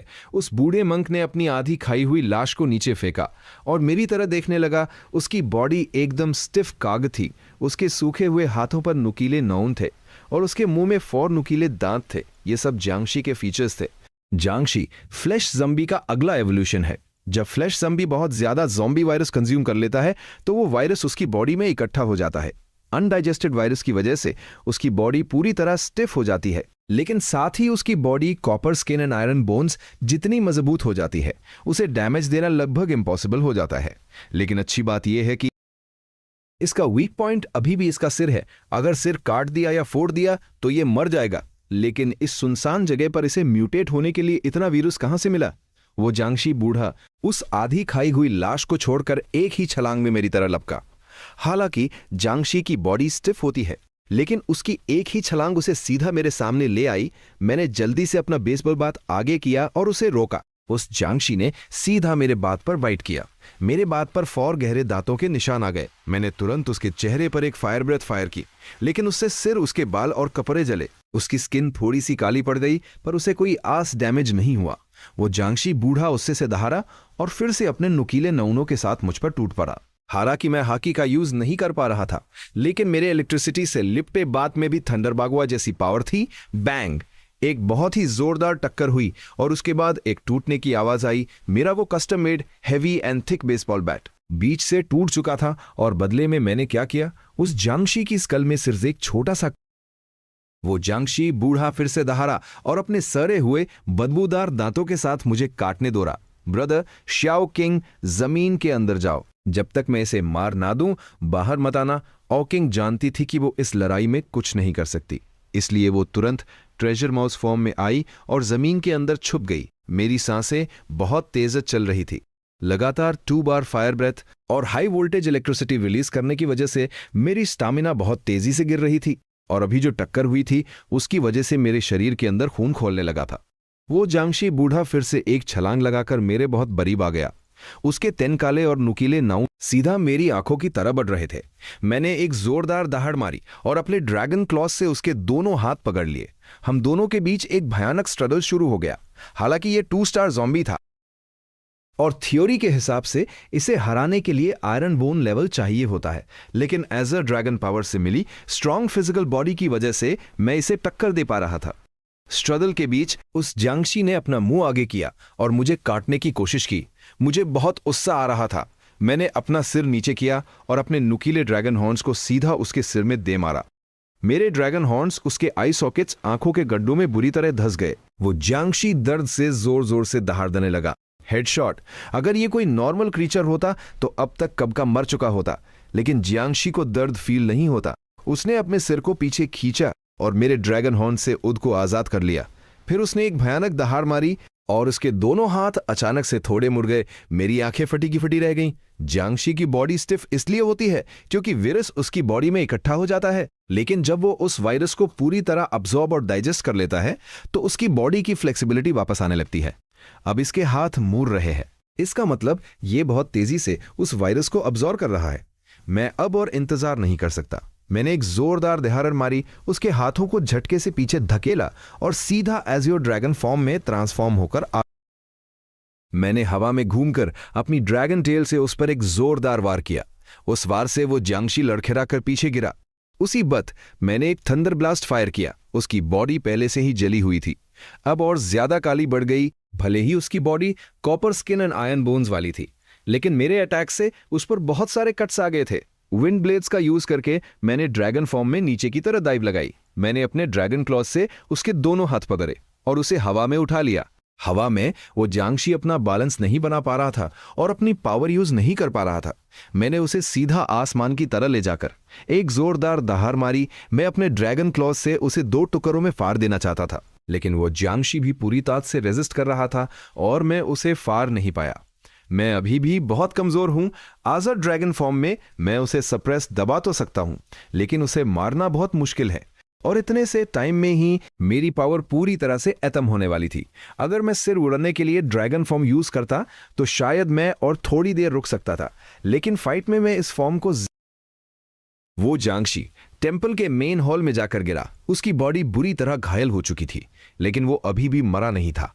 मैं भी जमीन पर उतरा और अपनी ह्यूमन फॉर्म में आ गया। मेरी सांसें बहुत तेज चल रही थी। ये पहली बार था जब मैंने अपनी आजोर ड्रैगन फॉर्म का फुल पावर में यूज किया था।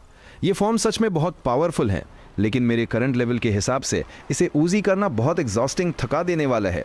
काइडो इसलिए स्ट्रांग था क्योंकि वो अकेले ही एक पूरी कंट्री को तबाह कर सकता था। आजोर ड्रैगन फ्रूट उसके लिए सिर्फ एक बोनस था, लेकिन मैं पूरी तरह से इस फ्रूट पर डिपेंड हूं। इसलिए मेरी पावर और उसकी पावर में जमीन आसमान का ज़र्ब है। ब्रदर, मीट खा लो। ऑकिंग ने मुझे वाटर मीट दिया। मेरी स्टामिना थोड़ी रिकवर हुई, लेकिन वो जांगशी बूढ़ा फिर से खैरा हो गया था। मैंने फिर से अपनी ह्यूमन बीस्ट फॉर्म ली और अपने ड्रैगन क्लॉज पर आर्मामेंट हाकी कवर कर ली। आर्मामेंट हाकी और ड्रैगन स्केल्स की डबल प्रोटेक्शन से मैं ज़ॉम्बी वायरस से बच सकता हूं, लेकिन अगर मैं ऐसे ही लड़ता रहा तो मेरी स्टामिना पूरी तरह खत्म हो जाएगी। मुझे एक वेपन चाहिए। क्लैश के बाद मैं तुरंत पीछे हटा, लेकिन अब सेंचुरी स्पेस से वेपन खरीदने का टाइम नहीं था और ऑकिंग के पास भी इतने पॉइंट्स नहीं थे। जब मैं कोई स्ट्रैटेजी सोच रहा था, अचानक मेरी नजर टूटी हुई मूर्ति के पास पड़े एक लोहे के डंडे पर पड़ी। मुझे अचानक याद आया, यह थंडर एंसेस्टर टेंपल है। यह बाम्बू जॉइंट बांस के जोड़ों जैसा दिखने वाला लोहे का डंडा उसी थंडर एंसेस्टर की मूर्ति का हथियार है, स्टील व्हिप। मैंने तुरंत छलांग लगाई और उस डंडे को उठा लिया। चूंकि वो मूर्ति बहुत बड़ी थी, इसलिए ये स्टील व्हिप भी नॉर्मल वेपन से ज्यादा लंबी और मोटी थी। नॉर्मल व्हिप्स 80 सेंटीमीटर से ज्यादा नहीं होती, लेकिन ये लगभग 1.2 मीटर लंबी थी और काफी मोटी भी थी। इसे पकड़ने पर बहुत हैवी फील हो रहा था, लेकिन मेरी करंट स्ट्रेंथ के हिसाब से ये बिल्कुल परफेक्ट थी। जैसे ही मैंने वो स्टील व्हिप उठाई, वो जांगशी बूढ़ा फिर से मेरी तरह लपका। उसकी बॉडी पूरी तरह टूट फूट चुकी थी, लेकिन उसके अटैक्स अभी भी बहुत डेडली थे। मैंने अपनी आरी बची हुई स्टामिना का यूज किया। मैंने अपनी मोस्ट पावरफुल इलेक्ट्रिसिटी रिलीज की। लाइटनिंग और आर्मामेंट हाकी दोनों उस बाम्बू जॉइंट स्टील व्हिप पर लिपट गईं और मैंने उसे पूरी ताकत से उस जांगशी के सिर पर दे मारा। क्रैश! एक बहुत ही भयानक फोर्स वापस मेरी तरह आई, जिससे मेरे हाथों के ड्रैगन स्केल्स टूट गए। लेकिन उस एक वार से उस जांगशी बूढ़े का सिर पूरी तरह से चकनाचूर हो गया। उस डेडली अटैक के बाद मेरी ह्यूमन बीस्ट फॉर्म खत्म हो गई। मैं उस भारी स्टील व्हिप को और नहीं पकड़ सका और उसे जमीन पर गिरा दिया। मेरी पूरी बॉडी दर्द से टूट रही थी और मेरे अंदर जरा भी एनर्जी नहीं बची थी। जमीन के अंदर छुपी ऑकिंग जब उसने मुझे जमीन पर हौफते हुए देखा तो वो तुरंत भागकर मेरे पास आई और मुझे वाटर मीट और पानी दिया। थोड़ा रेस्ट करने के बाद हम दोनों उस टूटे हुए टेम्पल के अंदर चेक करने गए। वो बाल्ड गंजा आदमी जो हमें सबसे पहले दिखा था, वो हमारी फाइट के इम्पैक्ट में ही मारा गया था। पूरे टेम्पल में टूटी हुई मूर्तियां और सामान बिखरा पड़ा था। जमीन पर कुछ और लोगों की लाशें भी थी। टेम्पल के पीछे वाला हिस्सा शायद वो जगह थी जहां वो बूढ़ा मंक रहता था। मेन हॉल के गिरने के बाद भी ये हिस्सा बिल्कुल सेफ था। लगता है अब ये जगह सेफ है, हम आज रात यही रुकेंगे। मैंने अपनी आर्मर्ड कार को गेट के सामने खड़ा कर दी ताकि कोई और इंसान या ज़ॉम्बी अंदर ना आ सके। मैं बाहर यार्ड में एक चेयर पर बैठ गया और आसमान की तरफ देखने लगा। तभी मेरे माइंड में सेंचुरी स्पेस की नोटिफिकेशन आई। तुम 1 स्टार ज़ॉम्बी को मारने वाले पहले इंसान हो, तुम्हें एक रिवॉर्ड मिलेगा। और चूंकि तुमने अपोकलिप्स के पहले 10 दिनों के अंदर ही 1 स्टार ज़ॉम्बी को मार दिया तो तुम्हारा रिवॉर्ड अपग्रेड कर दिया गया है और तुमने डायरेक्टली 2 स्टार ज़ॉम्बी को मारा है, इसलिए तुम्हारा रिवॉर्ड एक बार फिर से अपग्रेड कर दिया गया है। नीचे दिए गए 3 टाइटल्स में से कोई एक चूज करो।